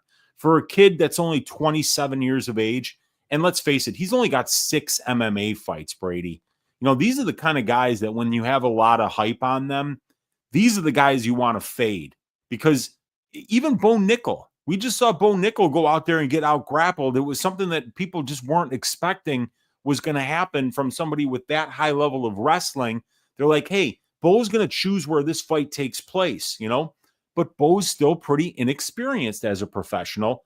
And I think with Ruslan having 19 professional fights over 2 hours of cage time, having fought the much better brand of competition, when I went to go tape Ivan Ruslan, I was like, okay, all right, Ivan, let's see what the wrestling looks like. Because if you can wrestle, I'm betting you. And I watched a whole bunch of tape, Brady, and I couldn't find any wrestling, man. The Chuzagayev fight went 5 rounds. He didn't even shoot a takedown in that fight. The Braunstrup fight, which was a first-round ground and pound knockout for Ruslan. Ruslan hurt Braunstrup on the feet. Braunstrup shoot for a takedown, and Ruslan got the underhook and just put him on his back and then ground and pounded him out. So the ground game looked good, but he didn't show any wrestling to get the fight to the ground. Heretic, he gets finished in the first round. I didn't watch the Bogdan Ganidko fight. And in the Kudalaba fight, he actually outcontrols Kudalaba, which was weird, because Kudalaba tried 12 takedowns and Ruslan only tried 2. But Ruslan outcontrolled him 35.4% to 13.2%. A guy in Kudalaba who usually wins the control time positions. So I'm still not entirely sure what to think of the wrestling game of Ivan Ruslan. But if I can't count on him to offensively wrestle, and from what I've seen from Ruslan on tape, I've never even seen the guy throw a kick. He only throws his hands. He's a boxer. And he reminds me of Dricus du Plessis, where he'll come forward and throw like a 4 to a 10 punch combination and then just kind of sit back and reset and regain his energy and then blast forward again, throwing big, long combinations. He's powerful, but he really only uses his hands. He's very one-dimensional mixed martial artist, and I think he's going to have to beat Navajo where Navajo is at his best, and I like not how comfortable Navajo looks in there. He's very patient. He kind of works to set up the strikes that are gonna land and land heavy for him, and I think he's going to be the much cleaner and more technical kickboxer in this matchup. If Ivan can find ways to make this guy work and make him wrestle, I think he's got a chance to win and use that, if he can show that he's got a more well-rounded skill set. But I just haven't seen enough of it. Yeah, same. I think he's going to give Sterling the fight he wants, and I got to favor Sterling in that fight. I mean, Ruslan does have some power, right? So maybe hurt Sterling, but other than that, I think I am edging towards Sterling in this one. But yeah, minus 310. It's a very hefty price tag to pay. Minus 310 for Sterling, plus 260 for Ruslan. The over-under is set at 1.5 rounds. The over 1.5 is minus 200. The under 1.5 is plus 160. I don't mind the under 1.5. Would, of course, prefer that 2.5 there. But under 1.5 at plus 160 is not bad with kind of how I see this fight playing out. I think both guys have power. And, maybe the under. But other than that, I'm not laying -1 or minus 300 on Navajo Sterling. That's not happening. Sterling's in a pipe. Ruslan on. Yeah, could be early running for a potential piping on site. We shall see. Let's see. Sterling is getting his first L here. Only 13 likes. WTF liked the video. If there's only 13 likes, I mean, we might as well just get off. I mean, there's no point of being in here. But just the free Hood Wolf rant should have gotten 100 likes. Just that. Yeah. Because I know that's something where the entire audience is behind us, Brady. Oh, I guess 83. There we go. Okay, so all right. Good. Make sure you guys refresh. 13 would have been just something would have been wrong if there was only 13 likes. Fade all the undefeated fighters this year. Undefeated fighters are losing at a extremely high clip. I wish I knew the exact numbers. Somebody posted it last week or the week before. It was bad. Undefeated fighters are doing bad this year. So yeah, there's something to keep mention of as we go on. Any undefeated fighters on this card? I don't think so. Well, Navajo is undefeated, but you're right. Yeah. Oh god. But other than that, man, I don't think so. So Sterling has Bruno Silva lost yet? Only 7 times or 8. Oh, that's right. I forgot about those 7 sub losses. That's my bad. Barry, agreeing with you. Everything Weezy's saying right now is valid. Appreciate you, Barry. Taking the fight to end by TKO. I don't mind that. I don't mind the fight to end by KO, depending on the line for that. Pickles edging towards Ruslan based on an MMA experience at this point. Cage push control might be enough to beat the new guy. Everything Weezy says is valid, but I get you. Free Hood Wolf. Yeah, but we got to hit up somebody to make some Hood Wolf shirts. So, somebody's got to be able to do it, right? Like there's got to be somebody out there. Dude, we have got one of the most imaginative, creative audiences in the entire MMA game. I know that there's some really, really talented people out there right now watching that could not only put together a great shirt for us, but potentially get this innocent man out of prison, Brady. Yeah. I mean, he's a great guy. He's a great guy. Did I tell you that whenever the news was posted, he was arrested, I got like 10 DMs, like 10 people tagged me on Twitter and Instagram. Like, why are they tagging me in his mugshots? Like, why me? What? I don't get it. It was very interesting. A lot of people defend this young man. Was that it? Because I've been defending him. I don't know. So undefeated fighters are 13 and 22 in 2025. 13 and 22. Wow. Not good. Not good. All right. Let's move on to this next fight. It is Modestas Bukauskas going against Iwan Kudalaba. We got Bukauskas, 31 years old, 6'3" with a 78-inch reach. Kudalaba, 31 years old, 6'1" with a 75-inch reach. Same age there. Bukauskas with a 2-inch height advantage and a 3-inch reach advantage. Bukauskas is 4-1 in his last 5 fights. He had a little stint in the UFC. He got cut, went out there, got a couple wins, came back, won a decision against Tyson Pedro, won a decision against Zach Palga, lost by knockout to Vitor Petrino, submitted Marcin Prachnio, and then beat Rafael Cerqueira by knockout in the first round his last time out. As far as Kudalaba, 3-2 in his last 5 fights. Knockout loss to Kennedy Nzechukwu, knockout win against Tanner Bozer, decision loss to Philippe Lins, decision win against Ivan Erzlan, and then a submission win against Ibo Aslan. So this is a good fight here. I'm a big fan of Iwan Kudalaba fights. They're always pretty exciting, win or lose. And he's a guy that's kind of hit or miss. You know, he'll sometimes go out there, he'll look incredible. Sometimes he'll go out there and gas out after a round. Sometimes he'll go out there and get submitted. But I was looking back throughout his career, Weezy, and it's like when this guy's losing, he's losing to very solid guys like Misha Serkinov, Jared Cannonier, Glover Teixeira, Magomed Ankalaev twice. Ryan Spann, it's not the best loss, but hey, Ryan Spann's dangerous in the first round, and he got caught with his guillotine. Got submitted by Johnny Walker. Walker's, you know, it is what it is, but he's dangerous. Kennedy's a really good fighter. The only loss that I think is a really bad look was that Philippe Lins loss. I'm not sure what happened. Kind of looked like Kudalaba didn't really show up that night. But yeah, typically when he's losing to very good fighters. And quite frankly, if he loses to Modestas, I think it'll be probably one of his worst losses today. Because I've just never been high on Modestas. I think he's like decent, very technical striker, but he's very low volume. Some of his fights, man. I mean, if you go watch some of his Cage Warriors fights, you'll fall asleep. The majority of them get to like the 3rd, 4th, and 5th rounds. They're very boring. Nothing happens. So if you guys have trouble like falling asleep at night, like I do, I have trouble falling asleep. I'll just put on like a Modestas Bukauskas, his 25-minute Cage Warrior fight, fall right asleep. And it really helps if you guys have trouble falling asleep instead of taking like melatonin. I mean, that's probably the better way to do it. So yeah, he's very low volume, very hittable, and he doesn't have a chin to back it up at this weight class. We've seen him get hurt a lot. We've seen him get absolutely destroyed on the feet. And on paper, his takedown defense is 71%, but guys really aren't trying to take him down much. I went back and watched to see some of the fights where, you know, guys are trying to take him down. And really the only fights where somebody was trying to take him down was the Tyson Pedro fight, where Tyson Pedro took him down twice in the first round. And what I noticed about Bukauskas is once he's on his back, he's typically not getting up. The only reason he got up in the Pedro fight was Pedro was on top. And then I kid you not, I had to rewind it to see if I was seeing it correctly. Pedro did like a front flip and lost position. I've never seen anything like it. He was on top of Bukauskas controlling him.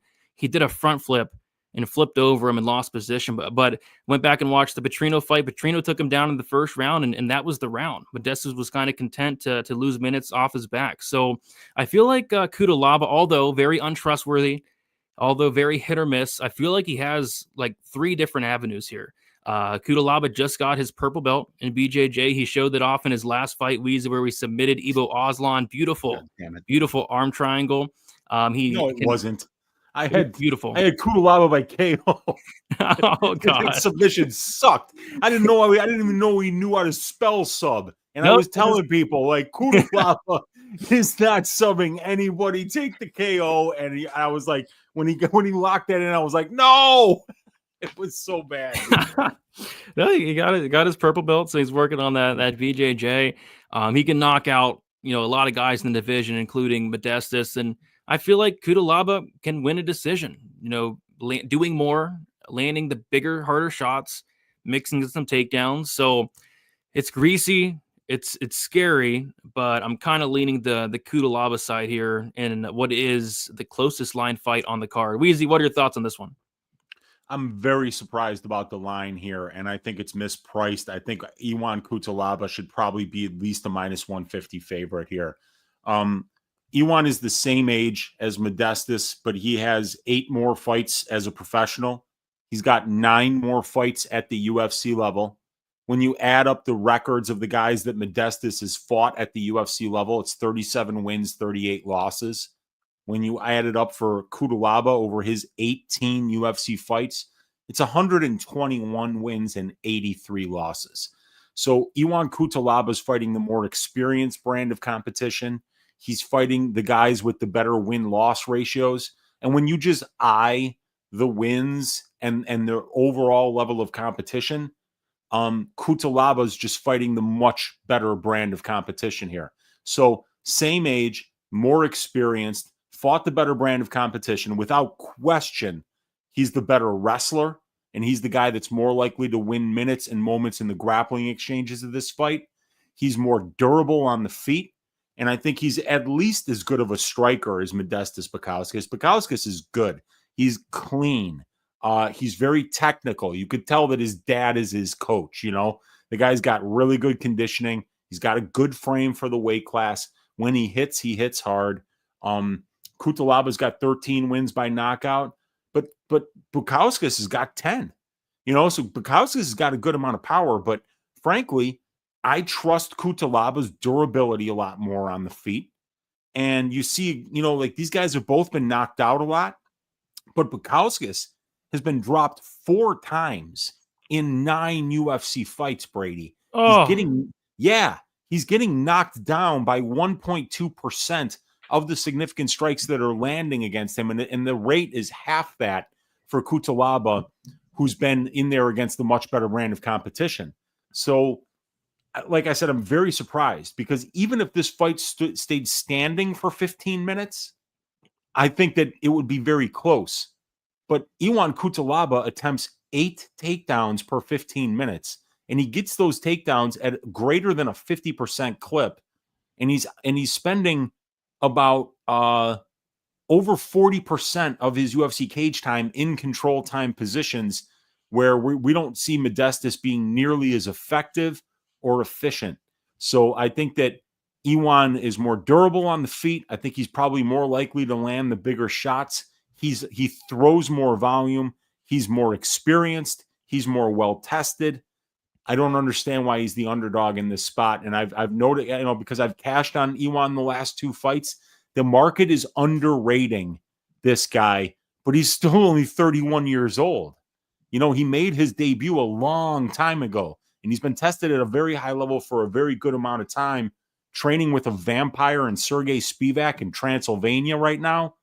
So it could be Iwan Cutelaba by blood draw on the ground here. And I'm going to be betting his money line.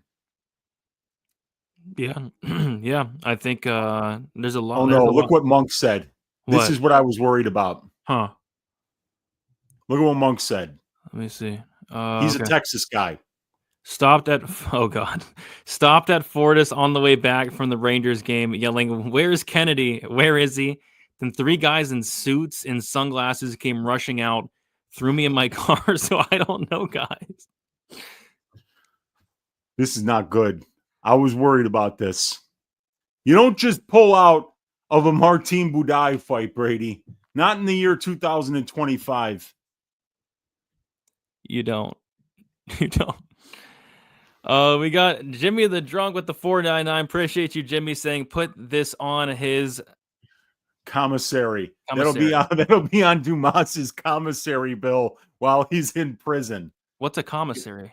So the commissary is, as a prisoner, when you want to go buy some food that isn't necessarily, you know, you go to the commissary and they charge you like $8 for a bag of fucking Cheetos, and then the scumbag private prison owners who profit from that shit, that they're sitting in their penthouses, you know, cashing money, charging inmates $14 a minute to make calls, $8 for a bag of Cheetos, you know. So yeah, Jimmy the drunk understands that Cedric Dumas might not be having the best time right now.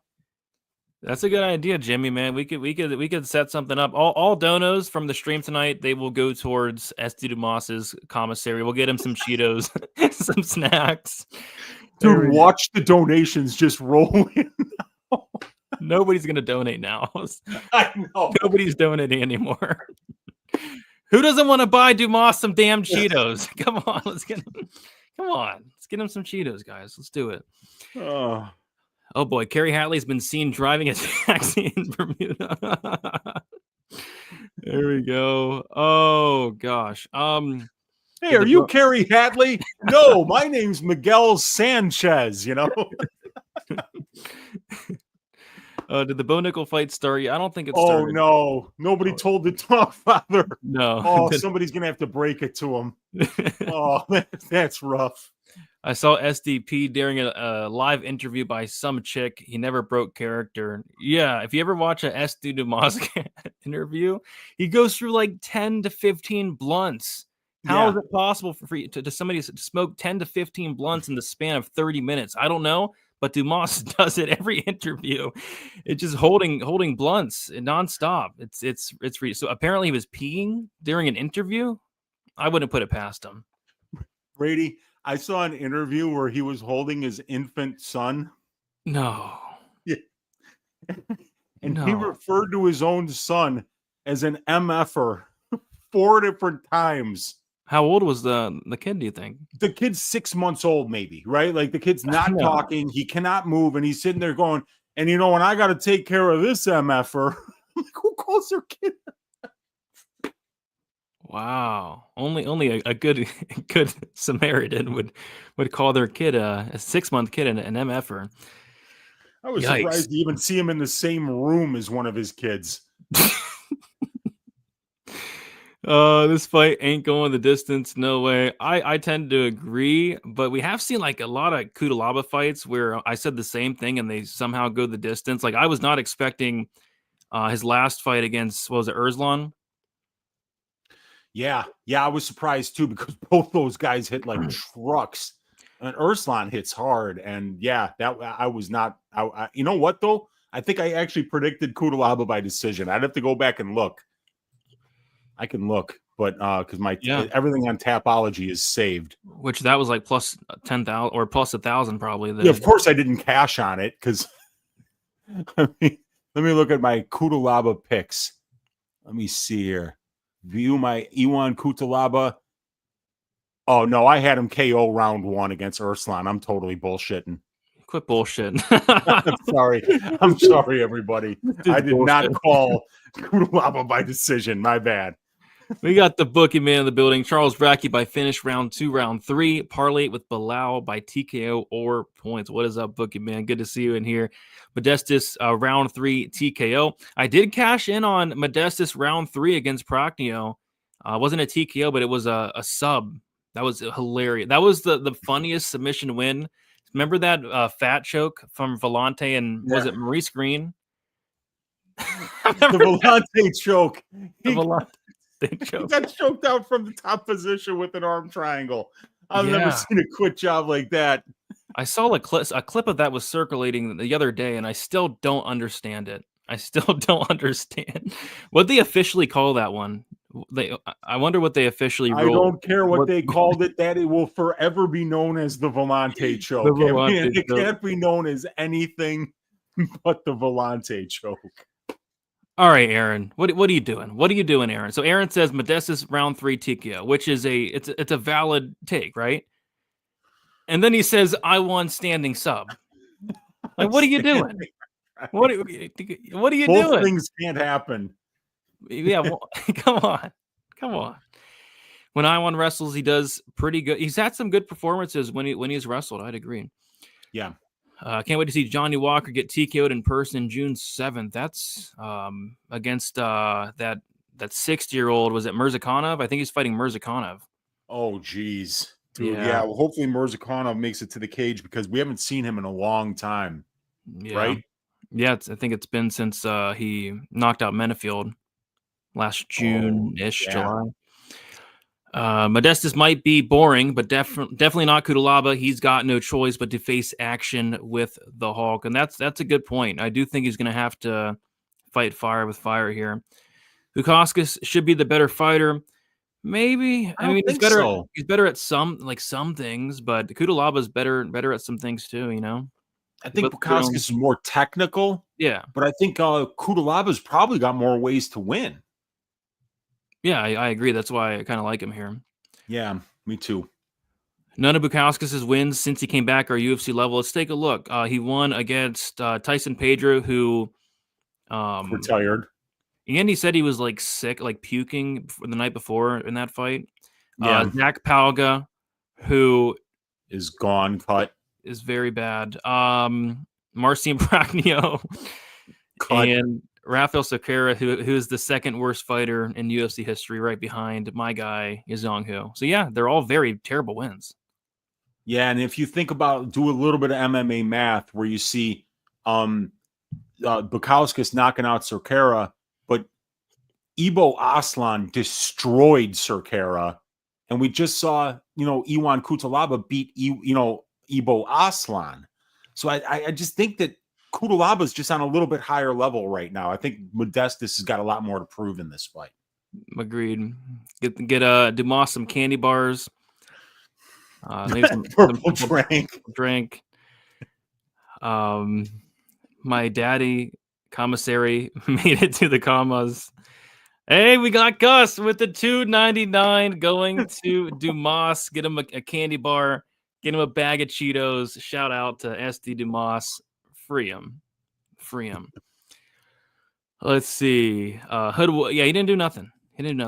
Nothing. Come on. I mean, it's trumped up charges. You know what we should do? We should do a live stream tomorrow night, Brady. Okay. Where we call the prison where Cedriques Dumas is at and ask how we can contribute to his, because it'd be like, we're a humanitarian group and we've been raising money for the wrongfully accused Cedriques Dumas, who's in your prison right now, and we want to see if we can contribute to his commissary account. Let's do it. I'm freedom. I heard Clint's doing his show Tuesday this week, so that opens up a time slot for tomorrow. Yeah, it does. We could do it. And guess who's the guest on Clint's show? Who is it? It's me. Oh, there you go. Yeah. Yeah. As a matter of fact, I told him, I said, you know what, Clint? I'll do it. But in order to get me on the show, because I'm such a huge star, you're going to need to move the show to Tuesday. Okay. And for the first time ever, and he agreed. No, actually he didn't. He just can't do it on Monday. So we're going to do it Tuesday instead. Okay. Looking forward to that. We got ZZ Biggs, $5 more to SD Dumas. Appreciate you, ZZ. And I know Dumas is going to as well. Hey, just curious, what do you guys think of the Joel pullout? What will the UFC do? 4-fight main card? I think that would be terrible after also losing Burns. I haven't heard anything. Are they going to find, not many people, Weezy, are probably going to want to step in on short notice against Benoit Saint Denis. Yeah, so, I mean, but there are some people who want that fight. That would be a great one. So we might still see Benoit Saint Denis on the main card. And if not, you got Jasmine Jasdavicius versus Andrade, or you got Mallet versus Radke. And both of those have a Canadian in them. So they would be worthy of being moved up to the main card. I think both of those are phenomenal fights that are main card worthy if nobody steps up to take on Benoit Saint Denis on 1 week's notice. Yep. I agree.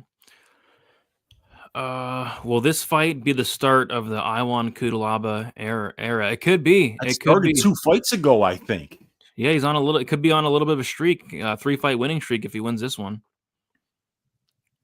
Could be. Oh, Dan Levy is saying BSD is on the card and that he can confirm that. And he's not going to say that unless it's true. So that's good. I can't wait to see who they're coming up with. Jeez. Who is stepping in on short notice to fight Benoit Saint Denis? It's gonna be a fun fight. Whoever steps in, they should run back. Eliza Zaleski Santos, Benoit Saint Denis. Oh yeah. Why not? Up at 170 again. Yeah, send him back up to 170 to take that fight back, because I think he could beat him this time. Dude, Dan's edging us right now. He's edging us. He's a top 15 opponent. Oh shit! Ooh, we're getting I'm pulling edged. up the rankings right now, and I want to see getting- if I can guess. I know he's not going to tell us, but like We can. the Yeah. lightweight rankings, man. Oh wow, that could be really exciting. Okay, now I'm excited. Dude, Terrence McKinney stepping in on short. That would be. That is not a top 15 opponent. Oh, it's the milkman stepping in to fight Benoit Saint-Denis on short notice. So it's a top 5 opponent then. All right. So yeah, here, let me just read off the lightweight rankings. From 15, Joel Alvarez, Grant Dawson, number 14. Grant said he couldn't. Okay. Michael Chandler's number 12. Just got TKO'd. No, Fiziev 11. Oh, Renato Moicano. It could be Fiziev, or no, Fiziev just took some damage in the Gaethje fight. It could be Moicano. Beneil Dariush. Now Paddy Pimblett. Could you imagine? No, dude. I mean, like, but Paddy's fatter than fuck right now. He just fought. He's probably 210 pounds and like knee deep in a steak and kidney pie right now. Could be Gamrot. Gamrot hasn't fought in a minute. That's a possibility. Gamrot against BSD would be a grappler's delight. Dan Hooker's hurt. He got hurt again. Poirier? He's scheduled to fight. Poirier's scheduled to fight Holloway. So those two are off the... Okay, yeah. And then Gaethje, no. Oliveira's not taking a BSD fight on short notice, and neither is Sarukian, who just had a grappling competition. So, yeah, maybe Moicano, maybe Gamrot. Yeah, that'll be interesting. I'd say Moicano or Gamrot would be my guess. So we'll see. I'm looking forward to it being confirmed. Gamrot surely could be Gamrot. He's always training. Moicano just fought. How fucking awesome would a Moicano BSD rematch be, though? I mean, like, I wanted to see that fight go on after BSD got hurt. It would have been so much fun to see a third round there, man. That would be a good one. Dawson said he couldn't make weight in time. Moicano, yeah, he did. But I'm with you. I wanted to see the fight kind of play out a little bit more. All right. So yeah, that's good. That's great news. Great news. So we'll have 12 fights, and we'll have Benoit Saint-Denis on the card. So that's very good. All right, guys. Before we move on, if you haven't already, can't talk. Smash the like button. Subscribe to the channel. We appreciate you all hanging out with us here on a Sunday. We go live every Sunday, 10:15 Eastern time. Not a second late. We're always on time. It's kind of our thing. We're always on time. And I think throughout the community, we're like the most on time probably out of everybody out there. Yeah. I mean, I don't think, we don't like to talk shit about other content creators, but, I mean, please don't tell us that you're starting more on time than us. I mean, that would be ridiculous. It would be ridiculous. But it is time, Weezy, for the people's main event. And before we get to it, I need to clear the air. There was a tweet posted on my account Friday night, and it was tweeted around 1 o'clock in the morning. And I will bring up the tweet. And it okay, here's the tweet. There's the tweet, and it's a picture of look at what presumes to be Jessica Andrade, and the tweet reads, "Okay, hear me out." And I'm here to come on here to say I did not tweet that. I was actually hacked. I was sleeping at 1 o'clock in the morning. I did not tweet this. It wasn't me. And I tried to clear the air. I said I was hacked. So I was hacked. I did not tweet this. I would never tweet something like this. I would never say hear me out.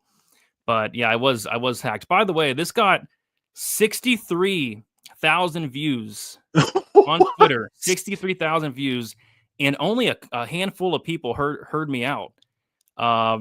Avery heard me out. He was listening. DFS Whispers was not listening. Ladies in Lock says handsome fella. Pepe heard me out. Pepe was one of the very few. The Guru didn't like it. Eric Betts fight. Shout out to Eric Betts fight. He would. So a couple people. We know our guy Lucis Soli.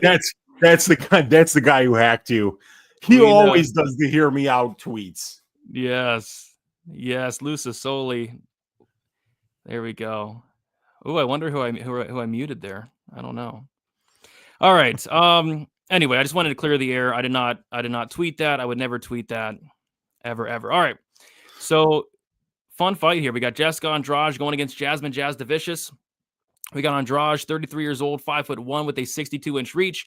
Jazz DeVicious, 36 years old, 5'7" with a 68-inch reach. We got Andrade, 3 years younger. It's going to be Jazz DeVicious with a 6-inch height advantage and a 6-inch reach advantage. We have Jessica Andrade, who is 2-3 in her last 5 fights. Knockout loss to Yan Xiaonan. Submission loss to Tatiana Suarez. Knockout win against Mackenzie Dern. Decision win against Marina Rodriguez. And then a decision loss against Natalia Silva. As far as Jasmine Jazz DeVicious, 4-1 in her last 5 fights. Decision loss to Tracy Cortez. Submission win against Priscilla Cachoeira. Decision win against Fatima Klein. Submission win against Ariana De Silva. And then a decision win against Mauro Buena Silva. So, yeah, I mean, Jasmine Jazz DeVicious is a very big favorite, and I think it's kind of to be expected, right? Like, if this fight took place on the feet for 15 minutes, Jessica Andrade would be a very, very, very live dog because Jasmine Jazz DeVicious is a walking punching bag. She blocks punches with her face. She's very tough, but she blocks punches with her face nonetheless.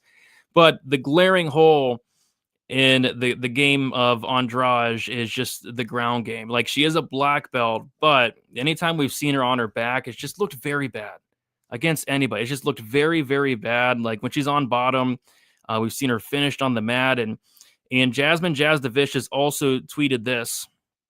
And this is an actual quote from Jasmine Jazz DeVicious. It reads, and I quote, "She does have holes. Looking forward to filling those holes." This is an actual quote from Jasmine Jazz DeVicious, and I agree. I think Jessica Andrade does have holes. I've seen them firsthand. Watching tape, I've seen her takedown defense. We saw Blanchfield take her down with no resistance. Tatiana Suarez take her down, no resistance. We've seen Blanchfield take her down.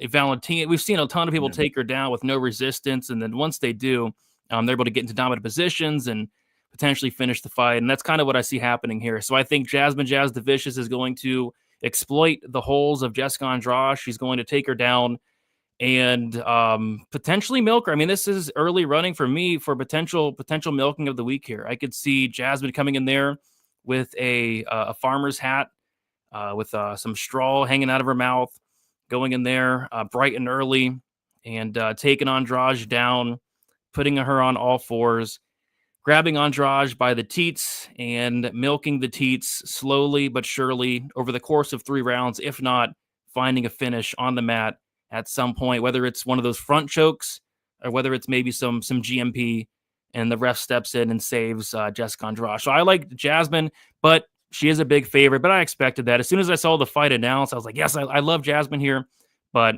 she is minus 300. Weezy, what are your thoughts on this fight here? Yeah, I think it's a great spot for Jasmine because we've seen Jessica, especially when fights are up at 125, Brady. When they're up there and somebody's willing to wrestle her, it's difficult because she's just undersized. I mean, you look at Jasmine, she's 6 inches taller than Jessica. She has a 6-inch reach advantage over Jessica. She's extremely physical. I mean, Jasmine has crazy strength in close when she's in the clinch. Great ability to just kind of drag you down to the mat. She doesn't necessarily need a whole lot of technique, but she's got good enough technique with her grappling. And her control time numbers, Brady, they're about as elite as it gets. I mean, like her grappling game is elite. 48.5% control time for, 3.1% control time allowed to her opponents. That means she spends over 50% of her octagon time in control time positions, and she's winning 94% of those positions. And she doesn't really get more than 1 takedown per round. Once she gets you down, you're there for the rest of the round. So we know how to beat Jasmine. You look at the blueprint that Tracy Cortez and Natalia Silva, showed us was if you can get back up when she takes you down, if you can stuff the takedowns, and if you can make it a boxing or kickboxing match, Jasmine is not accurate or defensively responsible or technical enough at range to win minutes there. But she doesn't spend a lot of time there. And the time that she's not spending there, she is absolutely dominating in the clinch and on the mat. So stylistically, it's just a really bad matchup because Jessica Andrade isn't a lateral mover like Natalia Silva is, where Natalia's just got elite footwork, crazy speed, phenomenal takedown defense. So, Jasmine just wasn't able to do anything there, and she was way outclassed on the feet, and she got pieced up for 3 rounds. But one other thing that Jasmine showed us there, which is another reason to fade the Andrade side, is God damn, is she durable? There's no quit in Jasmine Jasudavicius. So even if you're getting the best of her, you still have to try to finish her, and it's almost impossible to do. And if you get a little bit too sloppy, she can get a hold of you and put you on your back, and now you're going to be in trouble. So I think Jasmine might finish this one, Brady. She's just too big and too strong for Jessica. Jessica's takedown defense isn't going to probably hold up in this fight. And once Jasmine gets in the top position, I think she will be filling those holes. Literally, not figuratively. I think holes are going to be filled, and they're going to have to cut to the crowd, when the camera picks it up. Oh my God. So you're saying it might be the first pegging of the week. Yeah, I don't think they're going to let her bring in a dildo into the cage, but there's something, and it's going to be figurative, and it's going to be uncomfortable for Jessica. It could be like Bob Orton hide the dildo. Sneak it in the cage. The old foreign object in the trunks. Oh, you can maybe sneak it in, right? You could sneak it in. Oh God, yeah. All right, I'm honestly scared to get to your guys' comments for this fight, but we'll do it.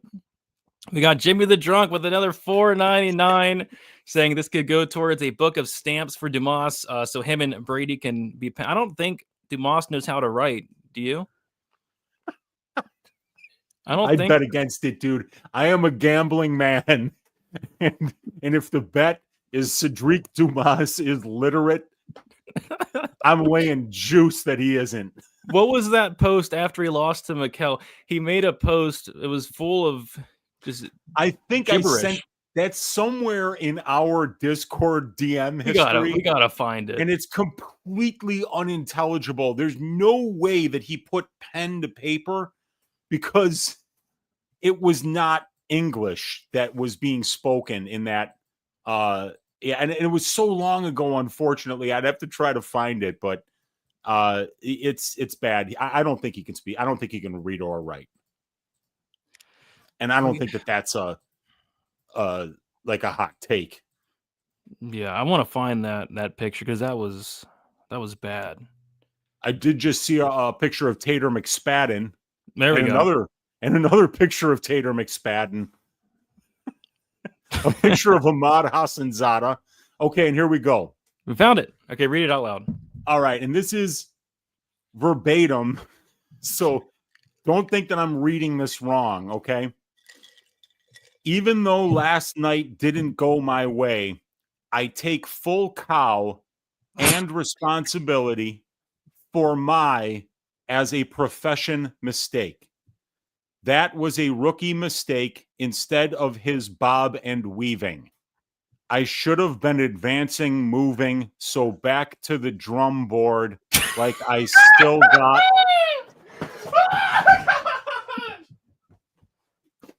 So back to the drum board like I still got a lot of people show things.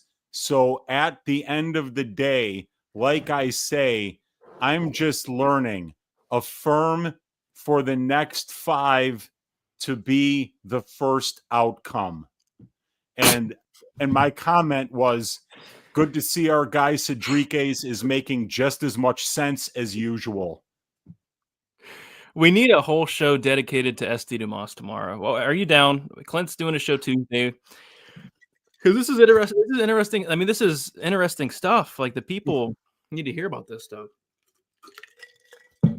I want to get that whole thing tatted on me. That whole, just a big long paragraph, back to the drum board, just tatted across my body. This is going to be my next tweet after a losing betting night. Back to the drum board. Well, it's going to be all of it. Oh. Even though last night didn't go my way, I take full cow and responsibility for my profession mistake.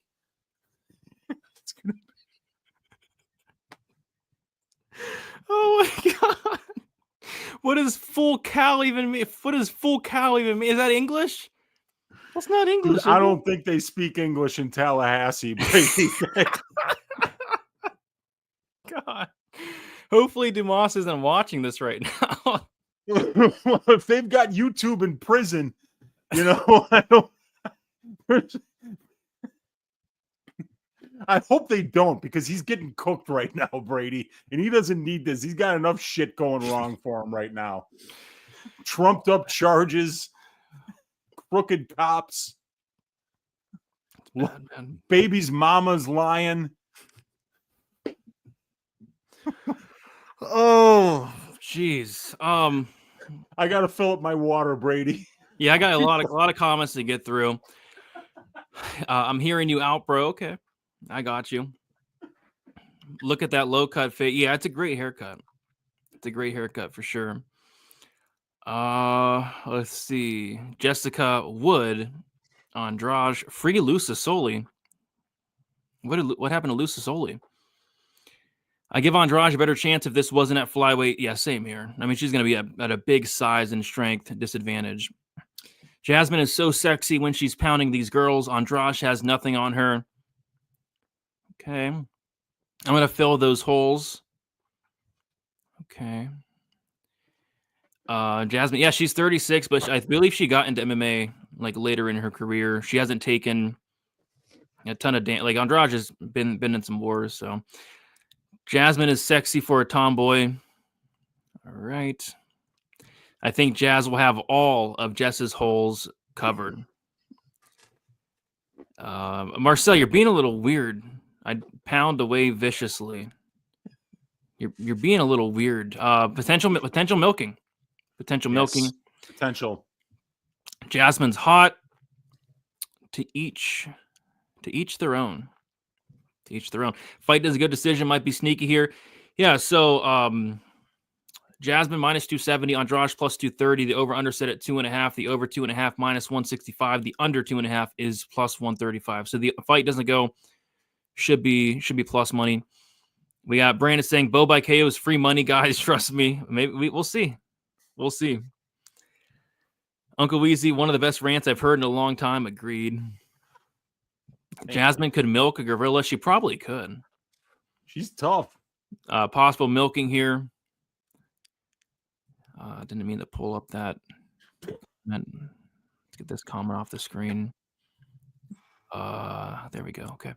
Jasmine minus 3.5. Bring the number down a bit. I don't mind it. Andrade's going to look ridiculously undersized here. Yes, she is. She is. We got Sacha in the building. What is up, Sacha? What am I listening to? I don't know. I don't have an answer for you. We lost control of the show a long time ago, Brady. Okay. Let's get this off the screen. Where's my moderator? Let's start Dixon. Let's start getting rid of some of these comments. I'm not saying block anybody, but we can't be showing this on the show. So Dixon, let's get it together. If we need to remove a comment, we will. Back to the drum. I want to get that tatted on me. If this video gets 300 likes, I'm getting back to the drum board tatted on me somewhere on my body. And I'm getting the Hood Wolf tattoo. Yes, 300 likes. The Hood Wolf tattoo, man. 300 likes. You guys have till 2:00 in the morning, Eastern time, for 300 likes.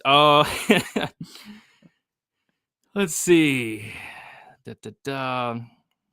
Brady thoughts on the Tate fight. My thoughts are just one takedown away from a win. So it's kind of frustrating.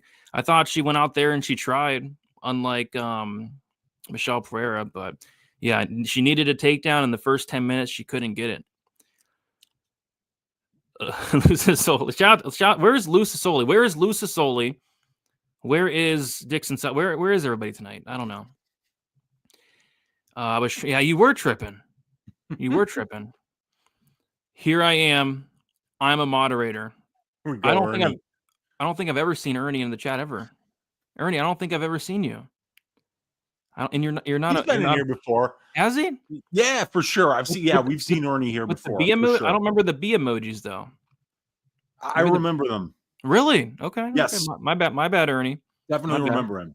Maybe I've seen him in my chats though. Maybe that's what it is. But I've definitely seen Ernie before, and I see that Barry McCockiner is taking full cow as well. So okay, yeah, that's good. Yeah, takes full cow.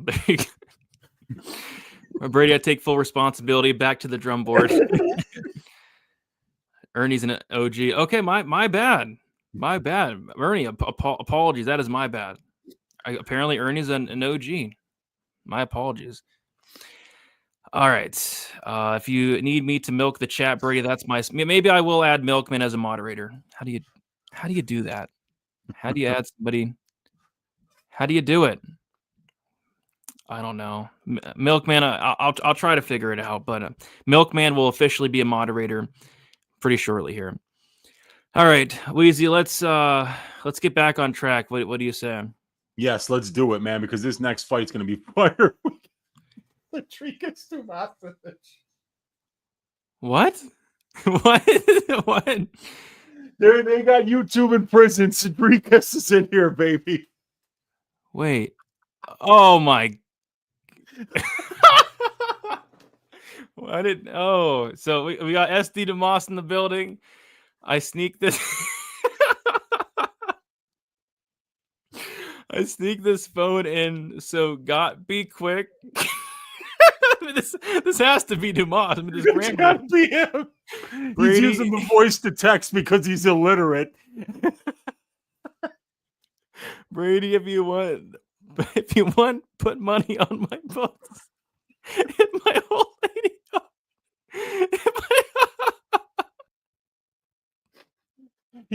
He got the phone that's been up somebody's ass for the last 24 hours. I'm crying. The only phone in C block. No. Oh. Let's talk some fights. Let's talk some fights, guys. Come on. Let's talk some fights. Mike Malott, Charles Racky. We got Mike Malott, 33 years old, 6'1" with a 73-inch reach. Charles Racky, 34 years old, 5'10" with a 72-inch reach.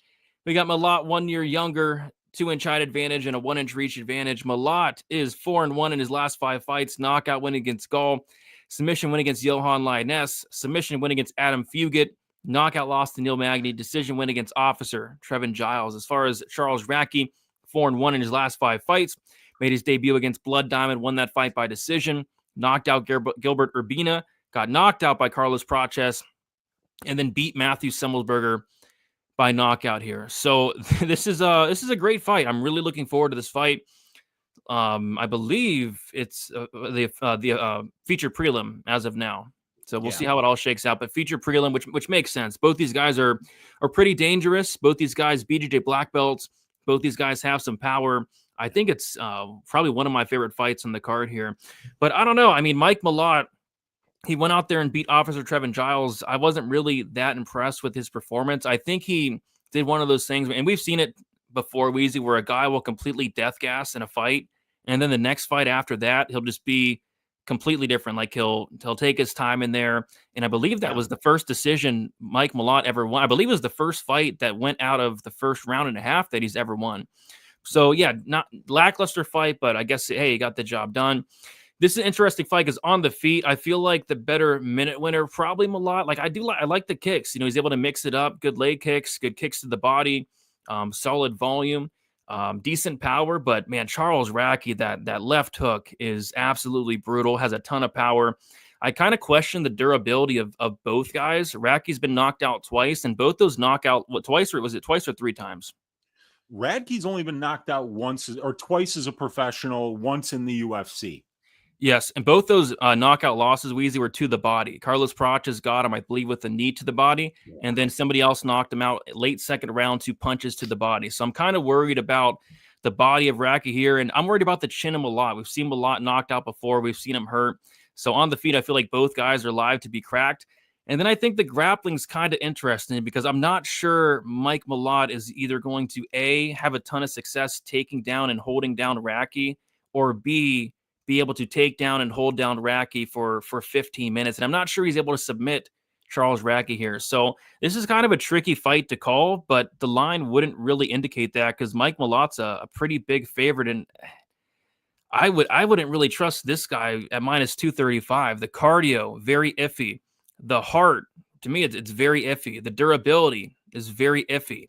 And what kind of game plan he's going to come in here and have? Like, this guy's typically going balls to the wall early. Last fight, he did the complete opposite of that. I don't know. Mike Malott's kind of a question mark for me, Weezy. So interesting fight. What are your thoughts about this one here? Yeah, I think that these guys are actually quite a bit similar, right? That they're both very dangerous on the feet. They're both very dangerous on the mat. They're both excellent finishers. Mike Malott has finished 10 of his 11 pro wins. Radke's finished 7 of 10. But look, I've been cashing on Radke. I cashed on him again with Urbina. I cashed in the Semmelsberger fight. And, even like the Blood Diamond fight, which a lot of people hated, he felt really smart there. I thought he showed really good fight IQ in that fight. So I think there's a lot to like about Radke. Chicago guy, trains at Valley Flow Striking, in the room with Bilal and Ignacio and all the studs that are training over there, Gerald Mearshart. So I think Radke's ground game is probably being a little bit underrated by the market here.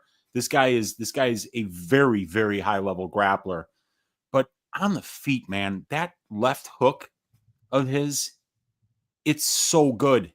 I would not be backing Mallet at juice here. I'm going to have money on Radke again. He keeps cashing for me. I'm going to keep riding the wave. I think this guy's got knockout power in his left hand. I think he's got very underrated Brazilian jiu-jitsu. And I think he's really at his peak right now. I think Radke's a very scary fighter. And I think Mike Malott's going to lose on Saturday. Yeah, like I don't understand this line. Like, where is Mike Malott minus 230 here? Does he look minus 230 in a fight that plays out on the feet? I don't think so. Is he minus 230 in the grappling? Maybe like early, but I don't trust him to grapple for longer than 7.5 minutes. I don't know. Is he minus 230 in the durability? No. Minus 230 in the cardio? No. I don't know. This line's just way too wide. So, yeah, I like Raki at plus 200. And the over-under is set at 1.5. The over 1.5, like minus 200. The under 1.5 plus 160. I honestly don't mind like the under 1.5. Malott, like I think all but two of his fights, I think it went under 1.5. The Magny fight went over, and then the Giles fight. Other than that, it's all under. And then Raki's pretty front loaded as well. Has a ton of first round finishes, too. So I kind of like the under 1.5. But the over under actually opened up at 2.5 today. The under 2.5 opened up at plus 140, which is crazy. Yeah, that would have been a nice line to get. Which is crazy, but it's now set at 1.5, which it should be. I mean, this should be set at 1.5. So I kind of lean violence, and I kind of lean to the Raki side. Yeah, I agree. Yeah, I like it. We can semi the Jedi on May 4th. Yeah, that's like a Star Wars holiday, evidently. May the 4th be with you. I guess. Oh, it's yeah, something yeah. Semi the Jedi. There you go. Good point. Mike is a quitter. Cash me Magny round 3. I cashed it too. I cashed Magny. I had the round 3. I think it was like something stupid, like maybe plus 5,000. And then I also sprinkled the Magny round 3 sub at plus 10,000. And instead of wrapping up the neck, he TKO'd him. But yeah, I cashed that Magny round 3 as well. It was a pretty big hit. I think for only like 1/10 of a unit, but still. Proper quitter. Proper 12 Malott.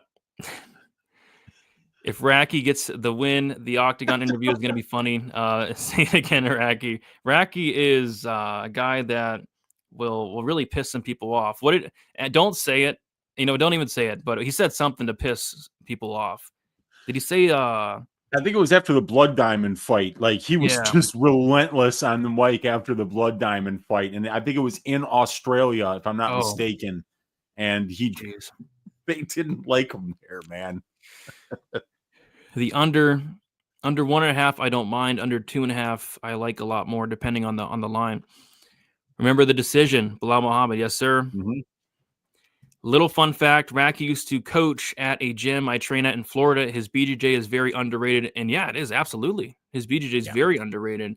He prefers to knock people out, but his submission game is good. Someone getting pegged in this fight. Oh, my gosh. Dixon. Dixon, where are you? Where are you? Where's Dixon? Like, these comments shouldn't be popping up. And by the way, Milkman, if you can hit me up on Twitter or Instagram with your YouTube, just like your channel, like a link to your channel, I can make you a moderator. Because I looked up Milkman and there were 4 different accounts. None of them were you. But yeah, would love to have another moderator added just in case Dixon can't be here. I know Weezy's a moderator, but he can't do the show and moderate. It's just not. Yeah. It's not possible. Said Rikas Dumas, Racky is just not good, dude. He's okay. He's okay.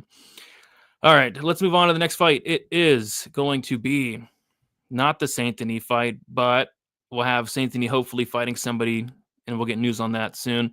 We have Alexa Grasso going against Natalia Silva. We got Grasso, 31 years old, 5'5" with a 66-inch reach. Natalia Silva, 28 years old, 5'4" with a 65-inch reach. We got Silva 3 years younger, 1-inch height disadvantage and a 1-inch reach disadvantage. Alexa Grasso is 3-1 and 1 draw her last 5 fights. Submission win against Joanne Wood. Decision win against Viviane Araújo. Submission win against Valentina Shevchenko. Draw against Valentina Shevchenko. And then a decision loss against Valentina Shevchenko. As far as Natalia Silva, 5-0 in her last 5 fights. Knockout win against Teresa Bleda. A knockout win against Victoria Leonardo. Decision wins against Andrea Lee, Viviane Araújo, and Jessica Andrade. So yeah, this is a line that looks to be moving pretty quickly in favor of Natalia Silva. And yeah, she's very good. Natalia Silva's very good. I'll never forget when she first made her debut. She was a pretty big underdog against Jasmine Jazz Devicious. And before that Jasmine fight, she took a big layoff, and there wasn't really a ton of footage on her, but the footage we did see of Silva was, yeah, she was getting taken down, controlled, didn't look the best, but she showed up against Jasmine that night and just looked incredible. I'm like, who is this? This is not the fighter I taped. She looked completely different, made a ton of improvements, and ever since then, she's been looking great in every single fight. The striking's very good. I love the movement, the volume, sneaky power. And yeah, takedown defense has been on point. Even Jasmine wasn't able to really take her down, hold her down. I think Natalia Silva is an absolute problem in the division, but she is taking a pretty big step up in competition. Like Andrade, that's a good win. Viviane Araújo, that's a good win. But if she's able to go out there and beat Grasso, like that's a great win. That's a great win. So I think it's a proper step up in competition. I'm looking forward to seeing how it plays out. Weezy, what are your thoughts on this fight here? Yeah, we're going to have to see if Alexa can track down Natalia, because she's very difficult to find. She's defensively elite, 66% distance striking defense. She's only absorbing 3.1 distance strikes per minute, and she's only absorbing 2.4 significant strikes per minute. So it's hard to beat somebody when you can't hit them.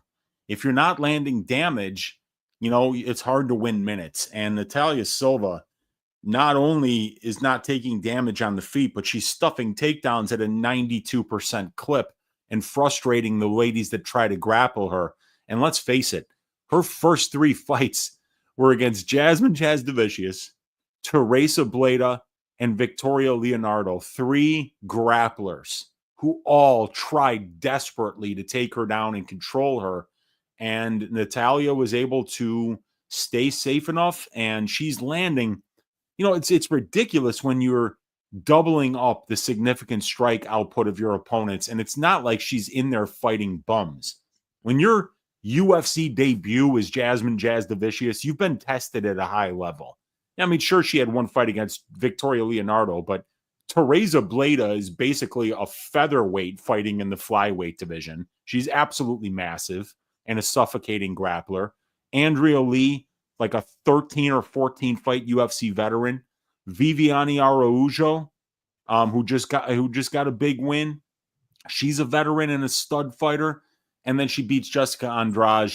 Yeah, I think Natalia Silva is a special fighter, but you know, this is going to be a big step up in competition for her. But Natalia's style, Brady, it's so difficult. I'm really interested to see how Alexa handles this because she's just so hard to find. She moves so much. She's so fast and accurate when she does plant her feet to strike. It's a very frustrating opponent to try to score points against. So we'll see if Alexa can find some offense against her, but she's not particularly accurate at distance. And I think Natalia is just going to be too fast and too busy for her. So I think I like Natalia to win. Yeah, I do too. Let's see where this line opened up because it's taken a lot of steam. Silva opened up. Oh my gosh, what? Silva opened up minus 110, and she's currently minus 225. So yeah, this line it's taken a lot of steam since the opener. Gee, minus 110 is crazy. Minus 225 now. And then as far as Grasso opened up minus 110, currently plus 190. Over under set at 2.5. The over 2.5 is minus 400. The under 3.5 or under 2.5 is plus 300, which makes sense. Both fighters extremely durable. So yeah, I think it goes the distance, and I think Silva gets it done by decision. Mike Malott is a bozo. Shout out Harry Balzac. I didn't even notice that, Harry Balzac. Yeah, I mean, you at this point, I'm just going to assume that every name in here is some kind of a sexual colloquialism. That's a new one, Harry Ball. I don't recognize Harry Balzac. It is a new one, yes. We got Andres with a couple emojis there. Looks like a foot emoji, a telescope, and then it looks like a drunk emoji. Okay. I don't know what that means. Alexa's by choking out Silva with her sweaty ass feet. Okay. Natalia's overrated. I don't really think so, to be honest. I think she's properly rated, I'd say. Natalia Silva is my most profitable fighter by far.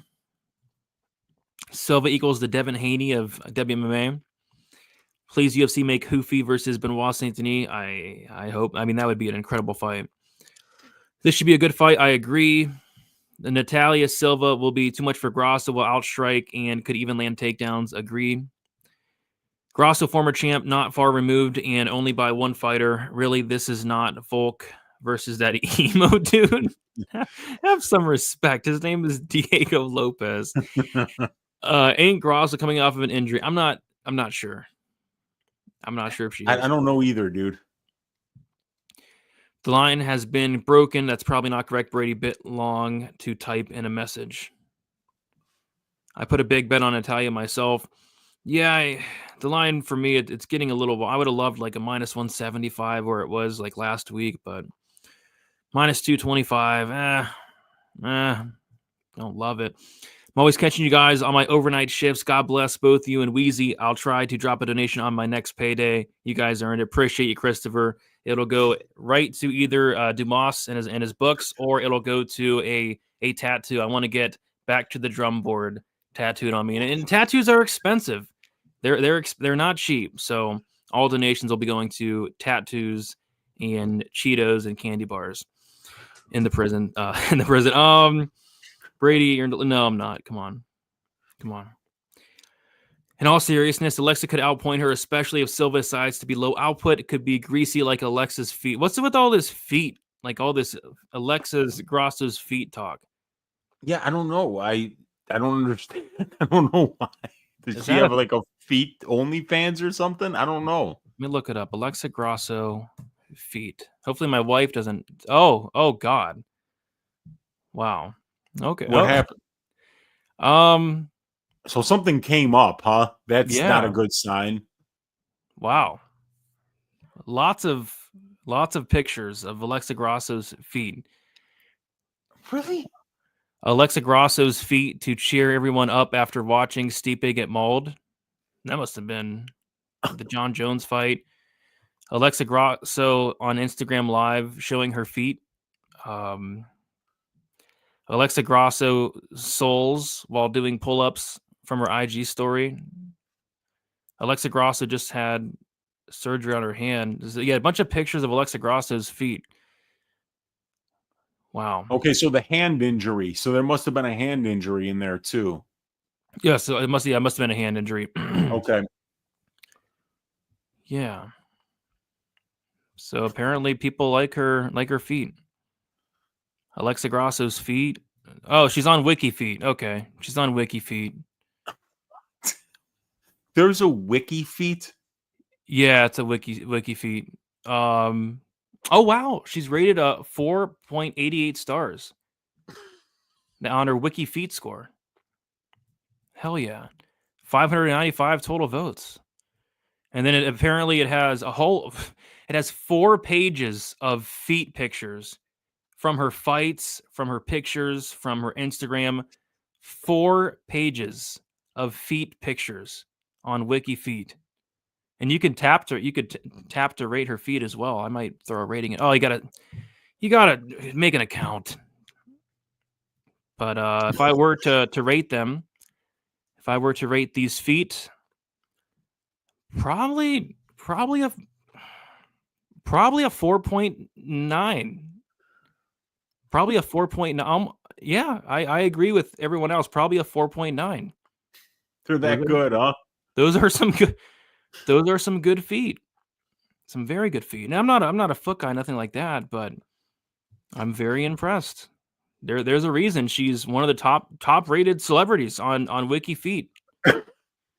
Yeah, guys, go check it. This video is actually sponsored by Wiki Feet. Go check it out. They have feet photos, feet videos. They have a Wiki Feet men for a guy, Lou Sassoli. There you go, Lou. They got a gift shop. I'm gonna check out the fucking gift shop. Here we go. Got the gift shop in there. You can donate. Oh, the feet of the day. For the man who has everything. The Wiki Feet gift shop. Shout out to Sydney Zerol for the feet. Sydney's Zerol. Shout out to Abigail Lutz. Feet of the day. Shout out to Abigail. Sabrina Carpenter made feet of the day. Shout out to Sabrina Carpenter. Not only a great singer, apparently great feet. This is a nice little website. They got the feet of the day. Yeah, I like this website. It was built in 2008 by Eli Ozer. He discovered his fondness of feet at the age of 13. He says back then, if he liked a celebrity and was curious about their feet, the best he could hope for was a glimpse of them in a TV show or a movie. And then you fast forward 15 years. By then, he was a decent programmer, and all the internet had been around for a while. There still wasn't a proper free site with pages dedicated to celebrities' feet. So this guy, Eli Ozer, went out there and dedicated a site to feet. How about that? Yeah. Hey, look, there's a lot of different success stories in this world, Brady. You know, it's about trying to find your own in life. Yeah. So guys, go check it out. It's one hell of a site. Wiki Feet. Yeah, it's a legit site. It's good. I recommend it. Alexa Grasso also had leg injury. Ooh, broken leg in the end of 2024. That's right, she did. That's not good. I love how Brady is pretending he doesn't understand the. I understand now. Let's see. She has a subreddit dedicated to her feet. Okay.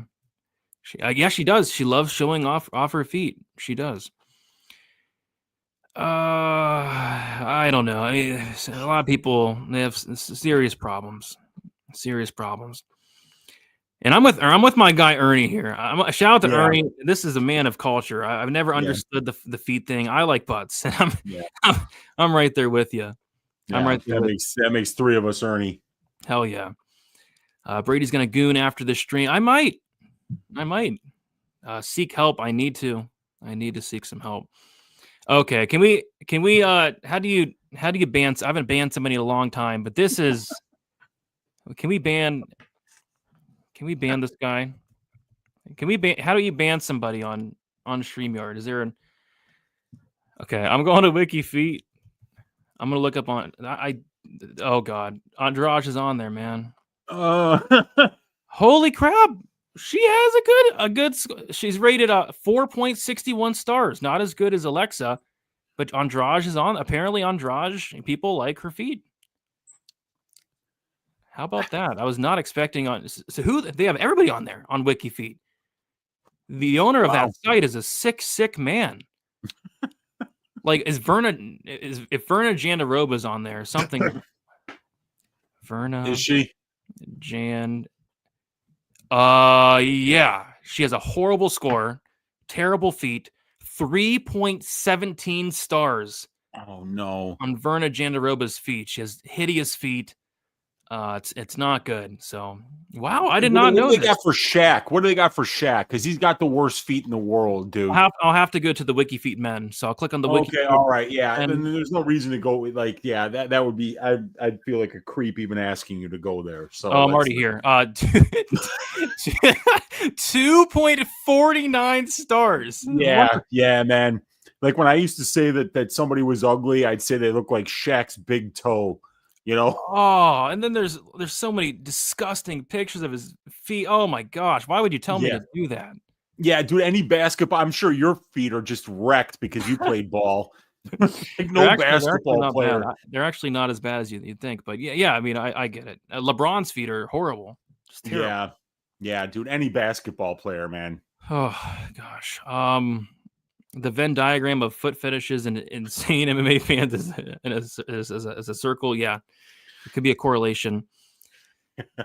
Brady's digging the wiki. It's a good site. Eminem has a feet only fan. Oh my god, what is wrong with the world? I don't know. What is wrong with the world? That's just terrible. Get some help, Eminem. Yeah, just get some help. All right, I agree. We talking fight. Let's you're right. Yeah. Okay. No more guys. Come on. Let's move on to the next fight or the next fight. We got Jose Aldo going against Aiemann Zahabi. We got Jose Aldo, 38 years old, 5'7" with a 70-inch reach. Aiemann Zahabi, 37 years old, 5'8" with a 68-inch reach. Jose Aldo is 3-2 in his last 5 feats. He had a decision win against Pedro Munoz, decision win against Rob Font, a decision loss to Merab Dvalishvili, and then a decision win against Jonathan Martinez, a decision loss to Mario Batista. As far as Aiemann Zahabi, he is 5-0 in his last 5 feats. Knockout win against Draco Rodriguez, decision win against Ricky Tercios, a knockout win against Erichki Long, a decision win against Javid Basharat, and then a decision win against Pedro Munoz. Man, I mean, this guy, Aiemann Zahabi, he's kind of growing on me a little bit. I used to be the biggest Aiemann Zahabi hater out there. This is a guy that would never fight. You would maybe be lucky to see him once every year and a half, maybe. Never fights, very inactive, but he's put together a nice little streak. And at 37 years old, like, he's looking better than ever. You know, the Javid Basharat performance was his best performance of his entire career. He looked incredible in that fight over the course of 3 rounds against a very good and a hyped fighter in Javid, who's like minus 900 in that fight. And then he had another performance after that, which probably surpassed that performance against Javid, where he did something I never thought Zahabi would do, and that would be land anywhere near 100 significant strikes, and he did it. He looked aggressive for the first time in his career. He came forward, landed a bunch of shots against Pedro. It was a great look. So he has not lost a fight in like 6 years.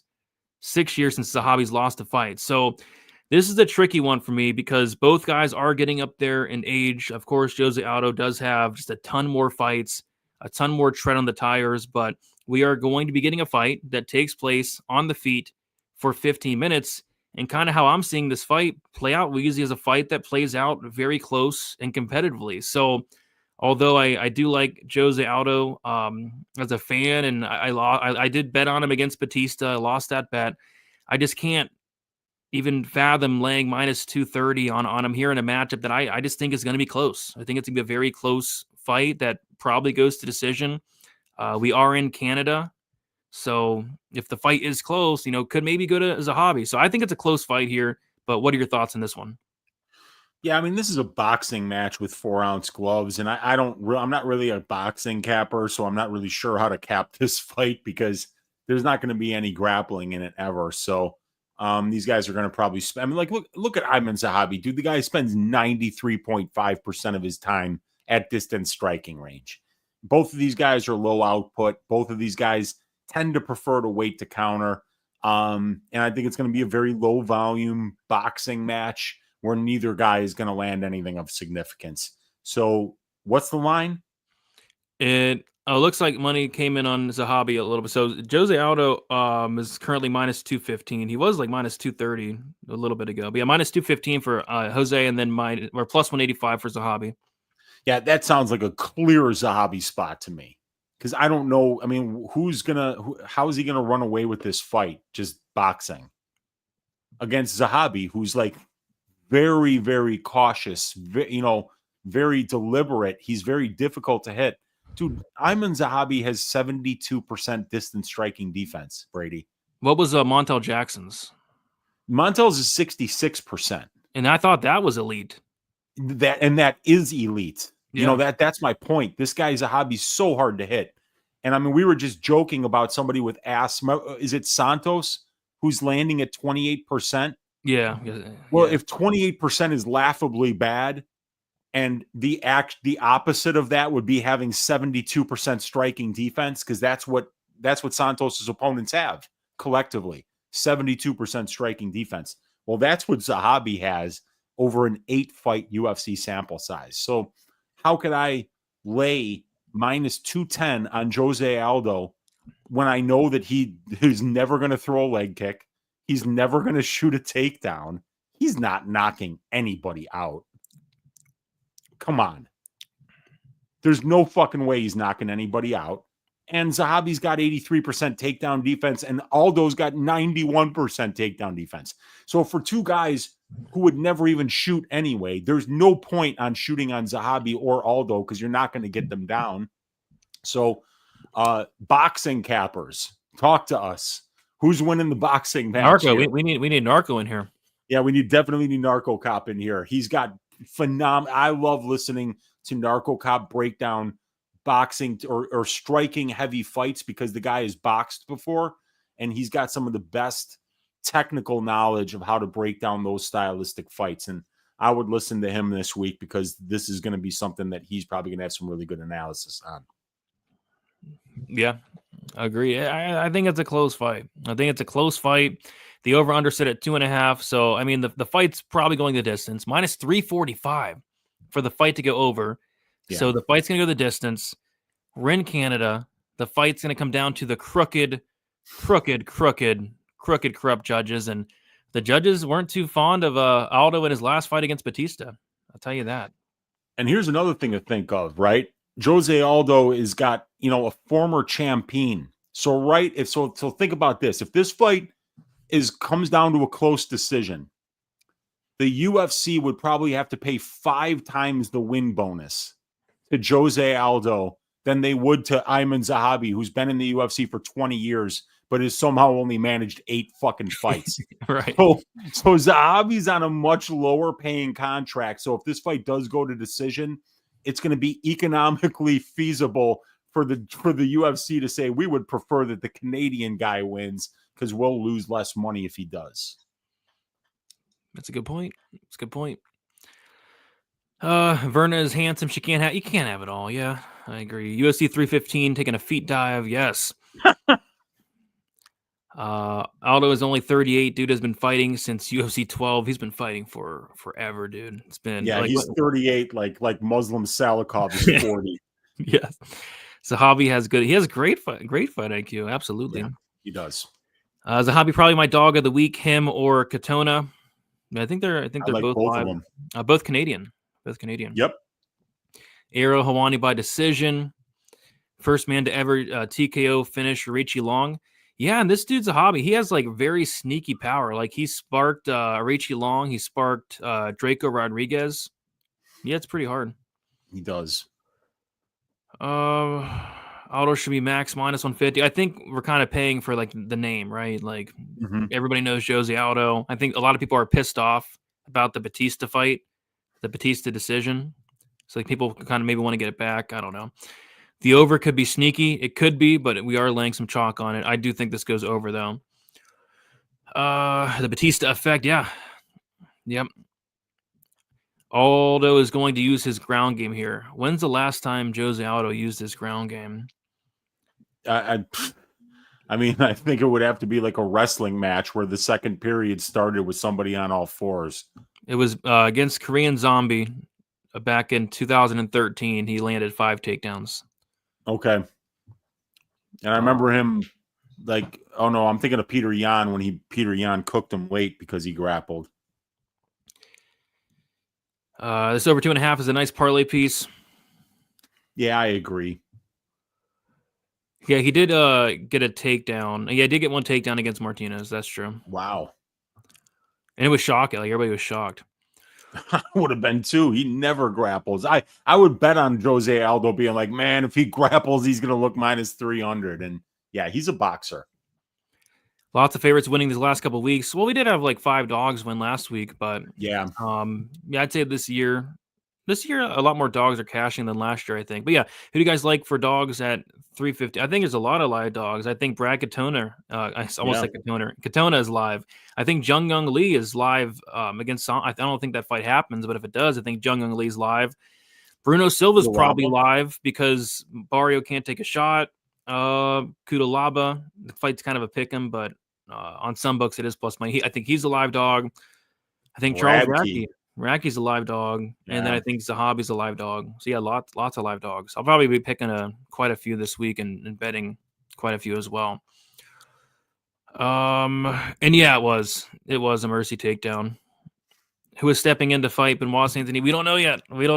But our guy Dan said that the fight will be on, and it will be against a top 15 lightweight. Could it be Gamrod? Could it be? I don't know. We'll have to see. All right, and Force says 5 dogs. There you go. Yeah, I think the dog's gonna be barking, man. Moving on to the next fight. It is the co-main event. It is Valentina Shevchenko going against Manon Fiorot. We got Valentina, 37 years old, 5'5" with a 66-inch reach. Fiorot, 35 years old, 5'7" with a 65-inch reach. We have Manon, 2 years younger, 2-inch height advantage, 1-inch reach disadvantage. Shevchenko is 3-1 and 1 draw her last 5 fights. Knockout win against Lauren Murphy. A decision win against Tyler Santos. Submission loss to Alexa Grasso. A draw against Alexa Grasso, and then a decision win against Grasso. As far as Fiorot, 5-0 in the last 5 fights. Decision win against Amara Bueno Silva. Decision win against Jennifer Maya. Decision win against Caitlin Chukagan. A decision win against Rose Namajunas, and then a decision win against Erin Blanchfield. Really looking forward to this fight. 25 minutes to work with. Fiorot is minus 160. Valentina plus 140. I'm glad that we finally ended the whole Alexa Grasso thing. It was just very annoying. But I was shocked to see Valentina go out there, and a lot of people, including me, thought she was kind of on her way out. She hadn't looked great, the couple fights prior, even like the Santos fight. She didn't look great in that win, but she went out there and showed that she still has it. But now she's taken on Manon Fiorot, who's just a much tougher matchup, in my opinion, than Alexa Grasso. Weezy, what are your thoughts on this co-main event? I love this fight. It's going to be very interesting to see if Valentina can close the distance and do something that really nobody's been able to do against Manon, and that's get her down. Get her down and get her away from where she just dominates. She's spending 87.4% of her time at distance striking range. So that means out of every 8 seconds in the cage, Brady, she spends 7 at distance striking range, where Manon lands 6.4 strikes per minute and only absorbs 4. So she lands like 1.5 strikes for every one that she absorbs. And it's the same thing for Valentina. Valentina lands 4.1 and absorbs only 2.7. So Valentina is somebody that's been a very uncompromising counter striker, very low volume, but very accurate and very powerful. When she gets her opponents to go first, she loves to go second. So I think that Valentina is going to be a tricky opponent because Valentina likes to make her opponents go first and then land the bigger shots with her counters. The problem is that Manon, her distance management is elite. Her ability to use those kicks and that karate-style striking background that she has is very difficult because she is also a very effective counter striker and an extremely effective range manager. She has better long-range weapons than Valentina does. because of those, those push kicks that she throws and the kicks to the legs. Everything is kind of from a bladed stance and scores from far away. And Manon's takedown defense has been 93% at the UFC level. She's getting taken down only 0.1 times per 15 minutes. That means you'd have to fight 150 minutes to get one takedown. Think about that. One takedown is going to take you 2.5 hours of your life against Manon Fiorot if you get it at the same pace that her 7 previous opponents have gotten it. So can Valentina land the bigger shots here? Because I don't think she's going to be able to get Manon down to the ground. She has such good footwork and such good movement, and she uses the entire cage. She's busier at range. She's not quite as accurate, but both of these ladies are elite defensively. And it's a tricky fight because you know how much I like betting on boring fighters, which are actually just very defensively sound fighters. Like a lot of people probably thought Montel Jackson's performance was a little bit boring on Saturday. But if you had 3 units on him, it wasn't boring at all because you cashed a nice bet and you watched a guy go out there and fight a very clean 15 minutes where he wasn't getting hurt. So both of these ladies are experts at doing exactly that. But I've got to lean with Fiorot being a couple of years younger, being taller, and having the better long-range weapons and throwing a little bit more volume. So we're going to find out. But, like, if this is going to probably play out very close, I could see Valentina keeping this very close. So I'm not sure if I want to lay the juice on Fiorot, but my early lean is to pick her to win this fight. Yeah, by the way, 500 people watching right now, which is crazy. Like it's 1 o'clock in the morning. So we appreciate you guys. That's insane. Yeah, it's midnight here in Chicago, and I can't believe it. I thought we would have lost most of our audience when we started talking about feet. We didn't even talk about fart jars this week. No, I think that's when the audience spiked. Once we started bringing up the feet, like the Alexa Grosso and her feet, I think that's when the audience spiked. We had a lot of people in here. It's crazy.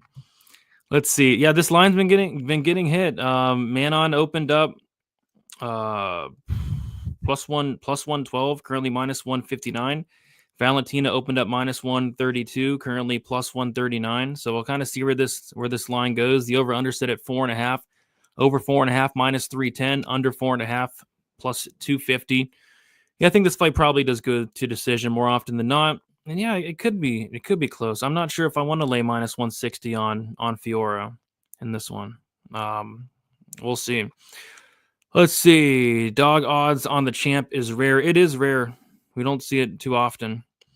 This fight is about as 50-50 as it gets. It's going to be so good if you love high-level technical striking, and yeah, me and Weezy both love it. I also think it could be Gamrot, though, fighting Benoit St. Denis. I think so, too. Valentina as an underdog is too good to pass up. Split decision could be live here with these crooked, corrupt judges. Like, even if the fight isn't a split, it could be a split. Valentina has been looking progressively older and slower on the feet, and her durability's been shaky. She's been getting hurt in a lot of the Grosso fights. I'll bet Shevchenko has nice feet. That being said, I'm a butt guy. Okay. Well, if you want to know if she does, I mean, check out Wiki Feet, man. Our new sponsor. The sponsor. I'm gonna hit this guy up and be like, hey, we'll shout you out. Get Valentina now before the line flips to a pick'em. Fiorot is overrated. So it's going to either be Benel or Grant Dawson already said no, and I'm not sure what Benel Dariush is up to. Is bro serious? You can't wait for this fight? I think it's a good fight. Yeah, I think it's a good fight. I mean, like, this is as high level as it gets for the women's flyweight division, and I've been waiting for Manon to get her her title shot for a while, so I'm excited for it. 6 a.m. Jeez. Oh my God. Okay, well, we're almost done. We're almost done. 6 a.m. in the UK. Whoa. Yeah.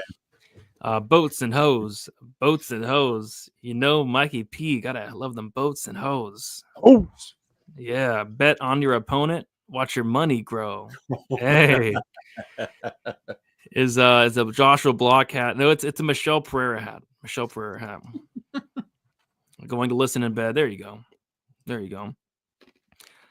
Come for UFC Stadium for the feet discussion. It's a hot topic. Apparently, feet is a thing in the year of 2025.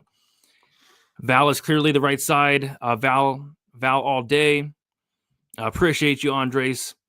Fioro gets milked by Val. Val is much more well-rounded and has the higher fight IQ. Uh-oh. It's official. Got a new moderator, and it is none other than Milkman. Milkman, new moderator, got him in here.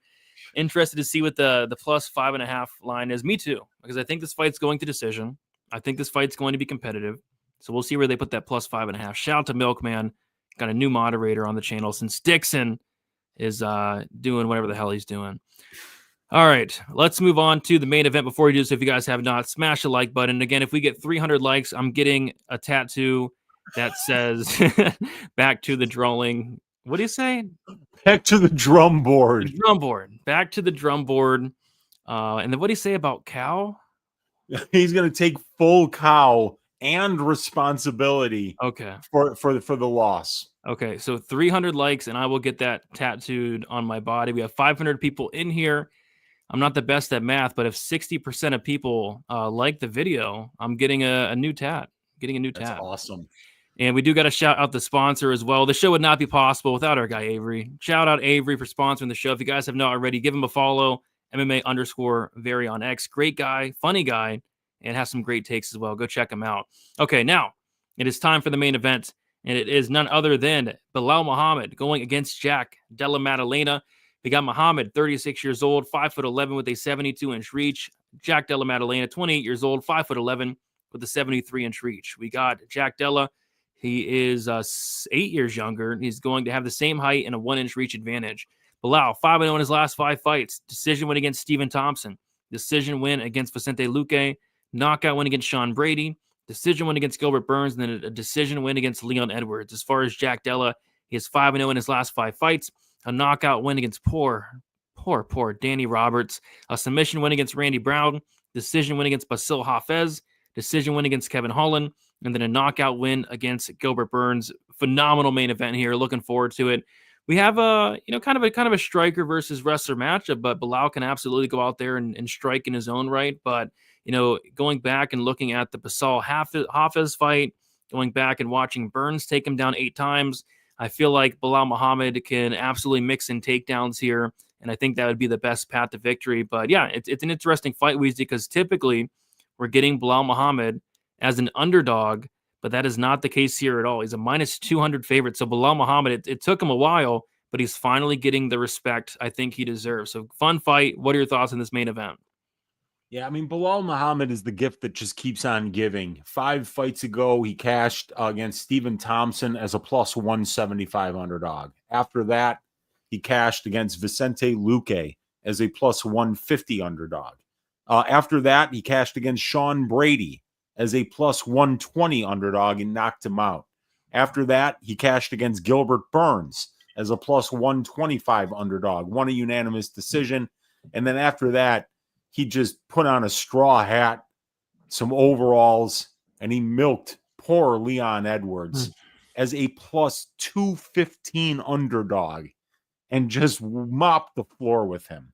So Belal just keeps getting it done, and the market just keeps kind of saying, oh, he only wins decisions. Oh, his striking isn't that great.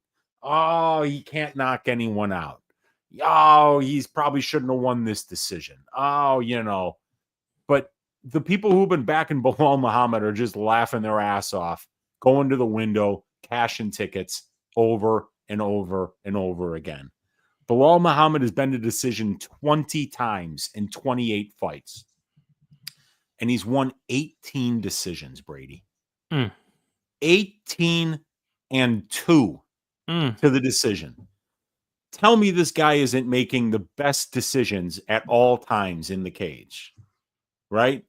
So, what do you think is going to happen here? He's fighting Jack Della Maddalena, who's getting taken down 3 times per 15 minutes, showing sub 70% takedown defense, being controlled for 23% of his octagon time. I mean, Belal's going to go out here and wrestle, right? Right? No, he's not. I mean, he's saying that he isn't, right? If you listen to the embedded that was out there today, you know, he's on a podcast saying like people have been disrespecting my striking. He's been saying that he's the best striker in the UFC and that he's going to go out there and he's going to prove a point and he's going to go out there and he's going to outstrike Jack Della Maddalena. How does that make you feel if you have a Belal Muhammad ticket? Not at plus 150, not at plus 125, not at plus 175 like he was versus Stephen Thompson. He's minus 200 now. He's going to wrestle, right, Brady? Is he a fan of yachts and hoes? He's 36 years old. And you know what? No, I don't think he is. Okay. I think Belal Muhammad's a fan of winning. Because that's pretty much all he does, man. 15-3 in the UFC. 18 UFC fights. He's won 15 of them. Pretty good. Pretty fucking good, man. Pretty good for a guy with no power, right? Pretty good for a guy with just okay striking, right? You know, Brazilian Jiu-Jitsu, is he getting a lot of submissions? Oh, no. His Brazilian Jiu-Jitsu is okay. But Belal keeps winning. So is he boring? Not if you're betting on him. You know, is his boxing just okay? Not if you're betting on him. So backing Belal Muhammad has been a very profitable enterprise, but something's much different this time around, Brady. He's not an underdog. He's a favorite. And he's a favorite against a much less experienced opponent at this level. You know, Belal's got 19 UFC fights. Jack's only got 7. We've kind of seen Jack go a little bit life and death with Basil Hafez. You know, I thought Kevin Holland beat him. Same. You know, Jack, he was having problems against Gilbert Burns. He was probably do you think he was going to lose that fight if he didn't get the finish in the third? I forget what the scorecards were, but I don't know. I felt like he needed a finish in the third round. I remember when I was watching it, I was like, shit, man, I think he needs a finish, even though he might have been doing more damage. Maybe the guys in the chat can tell us if they know what the scorecards were, because it was a knockout. Obviously, they usually show it afterwards, though. Yeah, it's gonna be interesting. But like Jack's striking numbers are so good, Brady. You know, he lands 7.3, absorbs 5.5 at distance, showing 68% distance striking defense. That's really good. He's landed 6 knockdowns in 7 UFC fights. He's finished 5 of his 7 UFC wins, 51% accuracy, 68% defense. It's really good numbers, but he's only winning. I found the scorecards. Okay, what did it say? Judge Alicio Rodriguez had the fight 2018 Burns. Okay. Judge Chris Lee had the fight 2018 Burns. And Judge Sal D'Amato had the fight 1919. So, yeah, he needed a finish. He needed a finish against somebody that was dominating the minutes on the feet. You know, Belal's striking looked great against Leon Edwards last time out. So we're going to find out. But, you know, I think Belal's striking might be on Jack's level. We're going to find out, obviously, on Saturday. But, you know, I think what the difference is, it's the pressure, right? Belal Muhammad's pressure is really good. And when you start to get fighters on their back foot, it almost all of them are going to look really bad there. You know, like Muhammad Ali, Brady, is one of the best boxers that ever lived. And one of the reasons that he won a bunch of fights that people thought that he probably wasn't going to win, you know, like against George Foreman, for instance, was because he learned that he could win off the back foot. He could counter. He could use his footwork and movement. He could kind of do that rope-a-dope thing where he's leaning up against the ropes and finding counters. And that's the thing. It's really hard to do in MMA. You know, you can't. There's so many other weapons that you can use when your opponent's on your back foot. You can throw kicks. You can shoot takedowns. You can clinch up with them. Those are all things you really can't do in boxing. So I think Belal's forward pressure here on the feet, I think it's going to make it close. But if he does wrestle, Brady, you know, if he's walking forward, landing big shots and wrestling, I think he could break Jack, you know, potentially later in this fight. especially if he does make this half of a grappling match. So, yeah, I think Belal is one of the smartest fighters that's ever stepped into an MMA cage. And I think his record to the decision is proof positive of that. I think he makes great in-fight adjustments. I think he makes great decisions. And I think he's going to mix in the grappling here, win the minutes, and probably win a decision here. I think he's the better fighter when it comes to MMA. I just think he's got more ways to win. Speaking of stepping foot in there, Belal Muhammad on Wiki Feet, 4.69 stars. Really? That's a great rating. That is I'm gonna tell you, man, the guy just keeps surprising me. Yeah. He's, not only is he a great MMA fighter with a 15-3 record in the UFC, he's got a law degree from the University of Illinois. Did you know that? Wow. Yeah. I mean, that's one of the best schools in the entire state of Illinois. And that is a state that has Northern Illinois University, the Harvard of the Midwest, within its borders. So for University of Illinois to be second or third to Northern, there's no shame in that. So yeah, Belal's showing off that his boxing, his wrestling is excellent. He's extremely intelligent. 4.6 on Wiki Feet too. 4.69, yeah. So it's almost 4. You could round that up to 4.7. Next thing you know, he's going to be like releasing a rap album alongside of Daniel Rodriguez, and it might be even better than Bryce Mitchell's. So I mean, who knows what Belal Muhammad's going to surprise us with next? He can do it all, dude. He can do it all. Yeah. We got Mark in the building. Appreciate you guys. I never get to watch live, always watching replays, but happen to be up doing late night laundry. Cash a ton on the Inoue fight. There you go. Love your guys' show. Great info, low key, hilarious. Appreciate you, Mark. Thank you for stopping by. Enjoy your late night laundry. Let's see. Dumas says Mad Lib will never die until Brady does get the tat. Yes. Shout out Milk, man. Did you skip my comment because I'm Australian? Me and my kangaroo are offended. No, Daz, I did not see your comment. My bad. Yeah, shout out to Avery. Belal should be minus 500 minimum. I don't know. I mean, he could look minus if he goes out there and wrestles. Absolutely, he could look minus 500. I think Belal wins.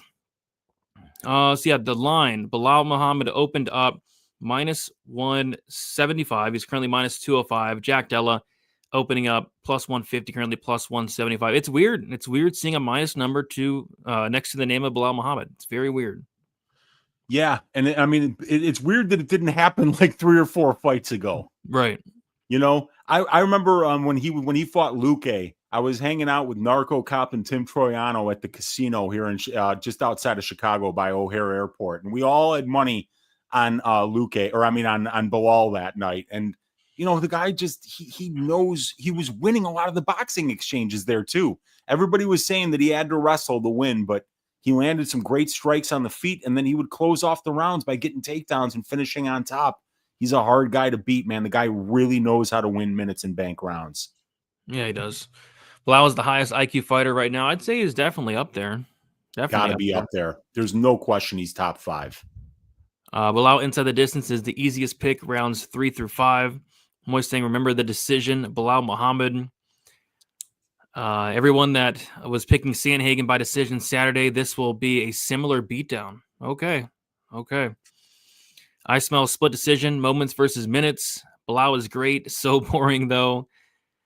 Like I say, whenever you use that word boring fighter, I would suggest that you just start putting money on their money line, and those boring fighters are going to be racking up boring wins, and you're going to be cheering your ass off. Well, there's another boring fighter on this card, Weezy, and he's actually an underdog. And which one is that? It's Brad Katona, right? Brad Katona. Yeah, Brad Katona. He's going to go out there and show out for Canada, man. Yes. Got some Belal minus 205. Okay. Listening, working, and overnight. Shout out to Whitley Picks. Thank you for listening, man. Everything is entertaining if you have money on it. For the most part, I would agree. Agreed. Yep, score. Yeah, so he was down. Needed to finish in the Burns fight. Yep. Very interesting. One thing I think isn't taken into account is Jack's infection bouts he had. He had to have multiple injuries to get rid of it, or surgeries to get rid of it, and I believe he still has it. He had some infections. I guess so. I didn't know that, though. I did not know that either. Because he's been fairly active. I know that he's on a 1-year layoff right now. 1-year layoff going into this fight, but he had a fight canceled, didn't he? I think he did, yeah. Recently he was supposed to fight Leon Edwards in March, and Jack got rebooked, so it wasn't an injury, actually. What kind of infection? Like gonorrhea? Oh God, I hope not. I hope not. But either. they can clear that up right up these days, actually. So maybe that would be better than some kind of like staph infection in your shoulder or something. But I don't know. Yeah, maybe some chlamydia or something. I don't know. Well, let us know. Not in the AM. His arm that broke in the Burns fight got infected. Oh, left arm. Okay. Ooh, so a little worse than gonorrhea then. So the Burns fight took place March 9th. So that's why. So yeah, he did. He's taken off a year because of that then. Okay. JDM KO won.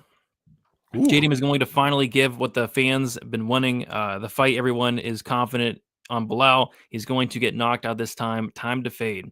You could be right. The first time Bilal's been a favorite in a while. We'll see. JDM is going to cut him up. Couldn't not bet the plus 200. Chicago stand up. Rebexy versus Benoit Saint Denis. Anyone? Yes, I would. I would love that. That would be awesome. I would like it quite a bit.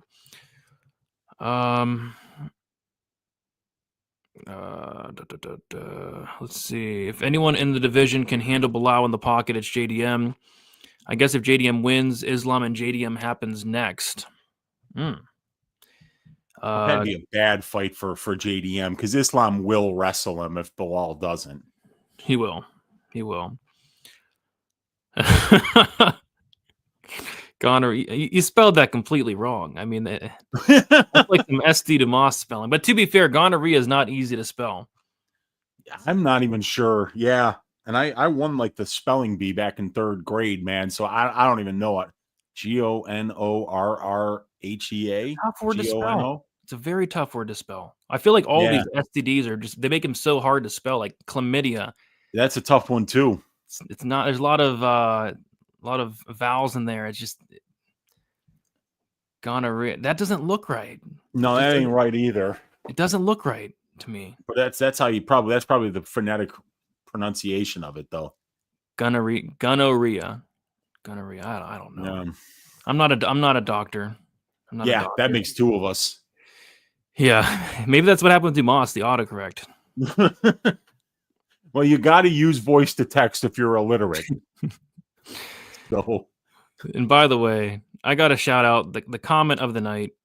The comment of the night goes to SD Dumas. Sarikis Dumas says, "I sneaked this phone in, so be quick, Brady. If you want, put money on my books. Hit my old lady up." SD, you've got to be him. You've hit your old lady up way too much, man. Okay, so Weezy, what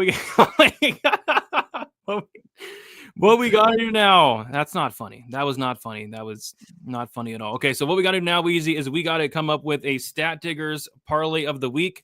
We're on a 2-fight skid. The overs have been killing us. So we'll maybe stay away from an over, I guess, this week. We'll see what sticks out. But let's get back on track here. Let's come up with a winning Stat Diggers parlay. So for money lines, Almacon, no. Barrio, no. Sterling, Jazz the Vicious, maybe. That could be an option. Malott, no.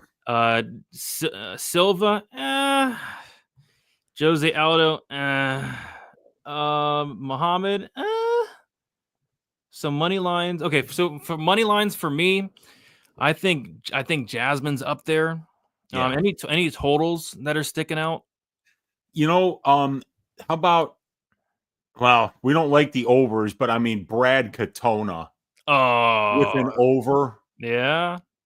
over 2.5 minus 300, Jazz Divicius minus 270. That's not even plus money though. We gotta get plus money on it. We gotta get We, plus money on it. well, you know what, dude?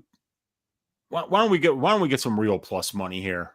Okay. Why don't we get some real plus money? What are we thinking? What I'm thinking is, Don't say Marc-Andre Barrio. nope, Okay. nope. Okay.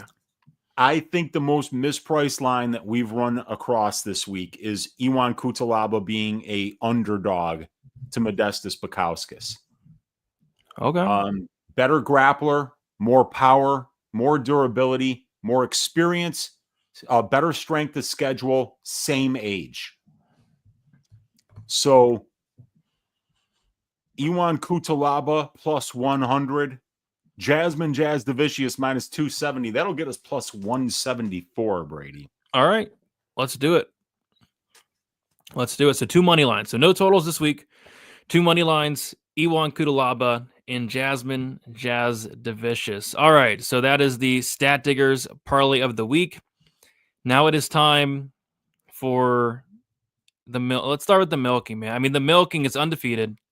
Yeah. It hasn't lost. Not only has the milking not lost yet, Weezy, it hasn't even been close. Anytime we pick a milking, the fight hasn't been remotely close at all.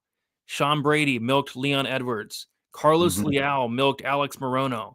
We saw just last week Jillian Robertson milked Marina Rodriguez. These milkings not only are hitting and cashing, but they're cashing in very spectacular fashion. So this week, I don't know. It's tough from a milking and piping standpoint. So for milkings, we have, I don't know. I mean, Jasmine Jazz Divicius minus 270. And that's all I see for a potential Bilal Muhammad. I think Jasmine and Jasmine and Bilal, I think, would be 2 potential milking. I think Bilal could go out there, take down Jack, potentially get some milk out of him. But I think Jasmine could also go out there, with her straw hat, with her cowgirl boots, and go in the cage and take Andrade down and slowly milk her for everything she has as well. So I think it's between those 2 for me. Where are you leaning for a milking of the week? I'm with you, man. I think it should be. It's got to be Jasmine Jazz Divicius. You know why? I think it's not just because of we know that we can get her down and wrestle, but Jasmine's durability, Brady. Like I think that's what you worry about if you're betting somebody against Andrade. If Andrade cracks you, are you going to be able to hang in there? Jasmine is going to be able to hang in there, and I think if she gets hurt, she's going to wrestle, and she probably can slow the fight down. And maybe win the rest of the round even after she gets hurt. So I think Jasmine's a great milking for this week. All right. So let me make it official then. All right. It's official. The Stat Diggers milking of the week. Jasmine Jazz Divicius to milk Jessica Andrade. So much milk. Ugh. There you guys have it. We'll see if the milking can continue. See if might be a full fucking gallon of milk. Yeah. After this fight, the canvas can be just covered with milk after a fight like this. All right, so we got the milking of the week. Jasmine Jazz Divicius to milk Jessica Andrade. So much milk. All right, so the piping of the week. Weezy, there's not a ton of pipings. There's not a ton of piping options. Okay, somebody's probably going to get piped in the Silva Barrio fight, but it's hard to trust either one of them. Somebody probably gets piped in the Cutelaba Bukauskas fight, but that fight's a pick'em. Somebody probably gets piped in the Malott Raki fight. Yeah, that fight could go either way. Sterling potentially pipes Ivan Erslan. In terms of a big favorite, it would be Sterling, but we have some options here. We have a couple.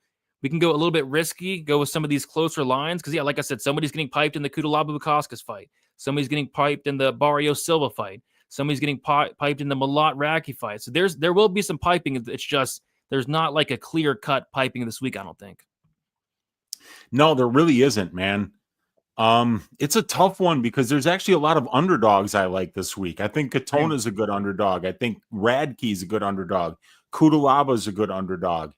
If Bilal is going to box with Jack Della, I think he's going to be very live at plus 175.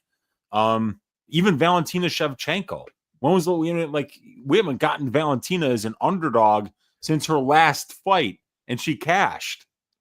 So we're getting her as an underdog again, and she's one of the most elite defensive fighters in the division. So, but I got a funny feeling that we're going to be having some kind of a memorial service for Mike Malott in front of the home crowd after what Chuck Buffalo is going to do to him, man, with the left hook.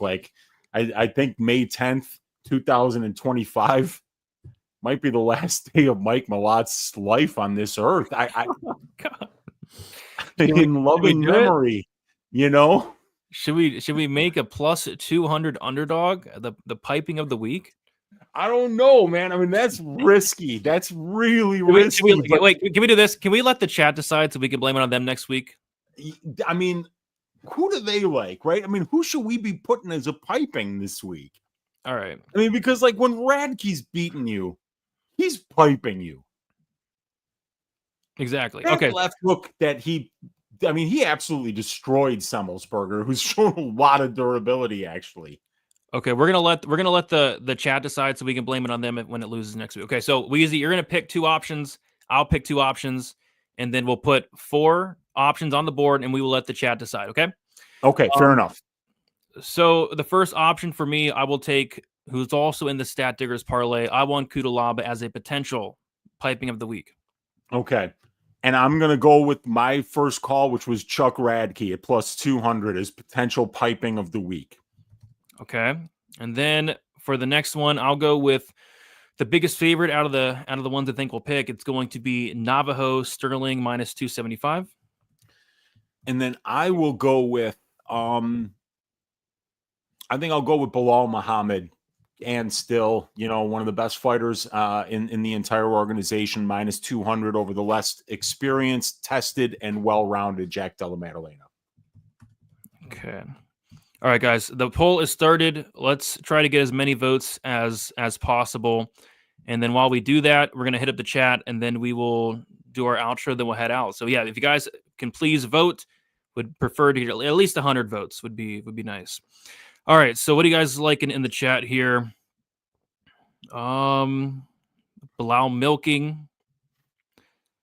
McKinney to milk Benoit. Why do you... I mean, I would love to see McKinney, Benoit Saint Denis, but that I don't would know be if that's... fun. It would end in 60 seconds. I mean, it'd be fun for as long as it lasts. Bukauskas sucks. Yeah, I'm not the biggest fan of him. Jazz is going to milk Andrade dry. Yep, Agreed. She's the milking. Spectacular milkings. Yep, they've been spectacular. Milkman called it. My milk senses tell me Jasmine. Yep. Checks out. Jasmine ground and pound via crucifix. I could see it. I could see one of those sneaky, like a little darce. We could see that, like a front choke. We could see a crucifix.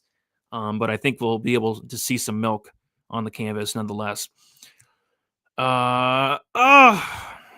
I think it's more so probably whole milk, right? No, yeah, that's what we're looking for. Full fat. Okay. Some Cutelaba GNP. Sterling, maybe an option for an on-site piping. Cutelaba pipes Bukauskas potentially. I don't mind that. I don't mind it. The PVC pipe of the week, sponsored by PVC. Sponsored by PVC. Sterling is piping Erzlon. Malott should lay that long pipe. Oh, God. Yikes. Oh, God. And he's saying moose milk is delicious. Is it? Interesting. Never had it. Never will. Neither have I, man.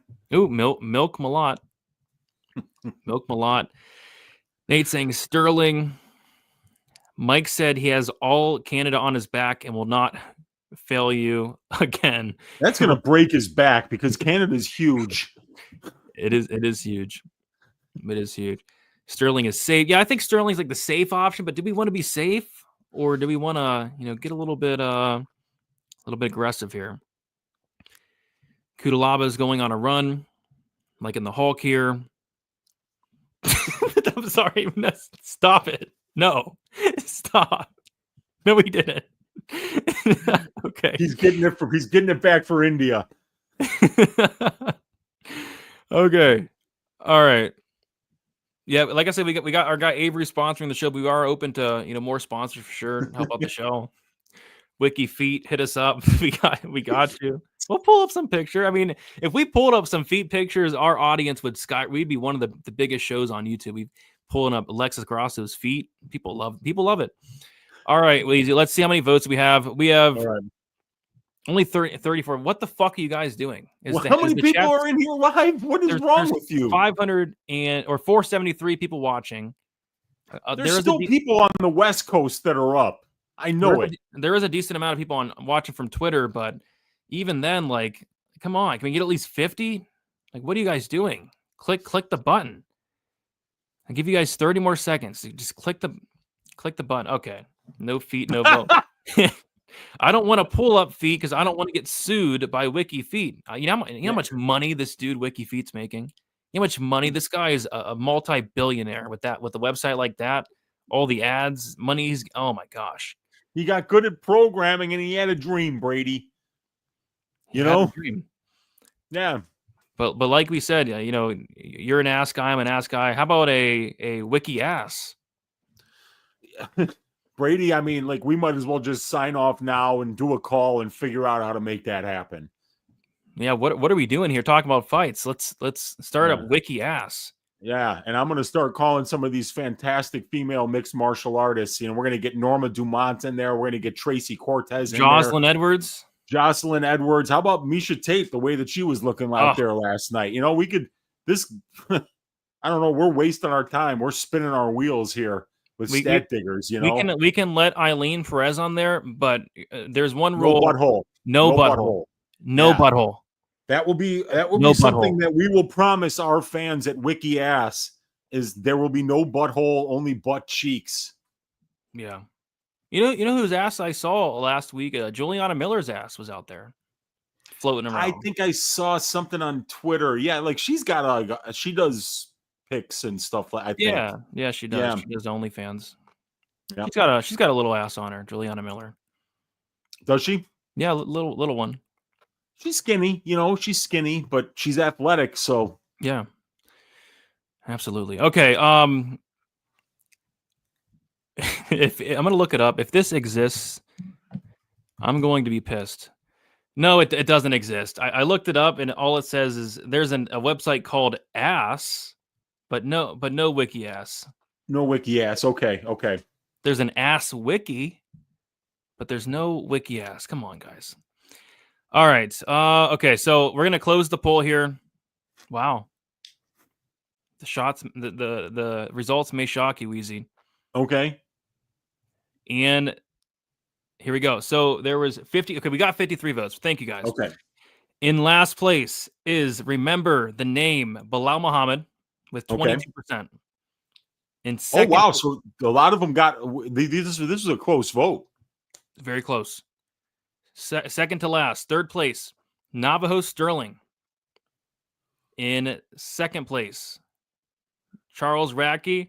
Oh, I thought it was going to be Chuck Buffalo. So we're going with Iwan. In first place is Iwan Kudalaba to pipe up Modestas Bukauskas on site. So I'm going to type it up, talk about something. That's awesome. Iwan Kutalaba, our first ever plus money on-site piping of the week. We're making history here. Pipe Modestas Bukauskas. That's a tough B-U-K A-U-S-K-A-S. A-S. Yeah, those Lithuanian names are not easy. They're not easy at all. Yeah. Okay, so the on-site piping of the week is Iwan Kudalaba to pipe Modestas Bukauskas on site. And if it wins, me and Weezy will take all the credit next week. And if it loses, we are going to blame it on you guys. It's the best way to do it, my man. Heck yeah. All right. Wiki Feet created better beyond the next week. Get some help list. I agree. Slow milk the stream, lazy bed. Bilal pipes up, just feels right. Bo Nickel versus Dylan Danish just announced. Wow, they're announcing a lot of fights tonight. grease up the pipe for Modelo Bukauskas. Okay, Weezy, we did it. We went through all 11 fights, and like our guy Dan said, we should be getting a fight announcement hopefully in the next day or so for Benoit and Denis. So we should have 12 fights. I'm liking this card, man. A lot of spots sticking out. I'm looking forward to enjoying the card. It should be a good time. So any final thoughts on the card for you, and then also let the people know where they can find you? Yeah, no final thoughts. We've been on for 3 hours and 24 minutes. We had a ton of fun today. Yeah, man, great show though. We had a lot of fun.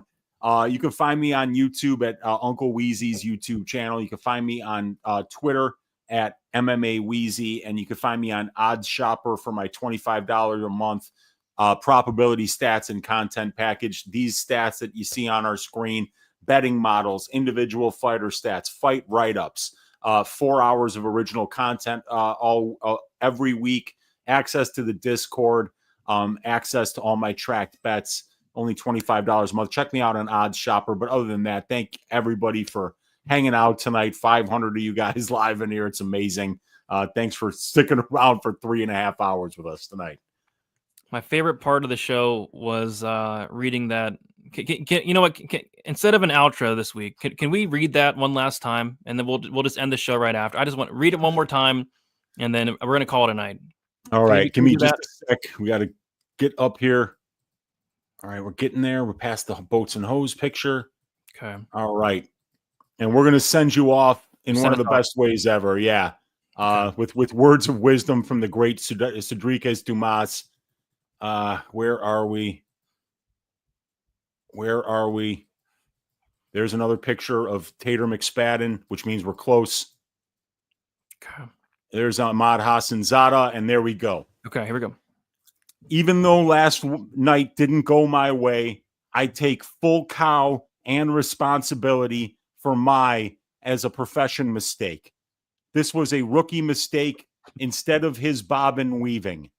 I should have been advancing, moving, so back to the drum board, like I still got a lot of people show things. So at the end of the day, like I say, I'm just learning, affirm for the next 5 to be the first outcome. Good night, everyone.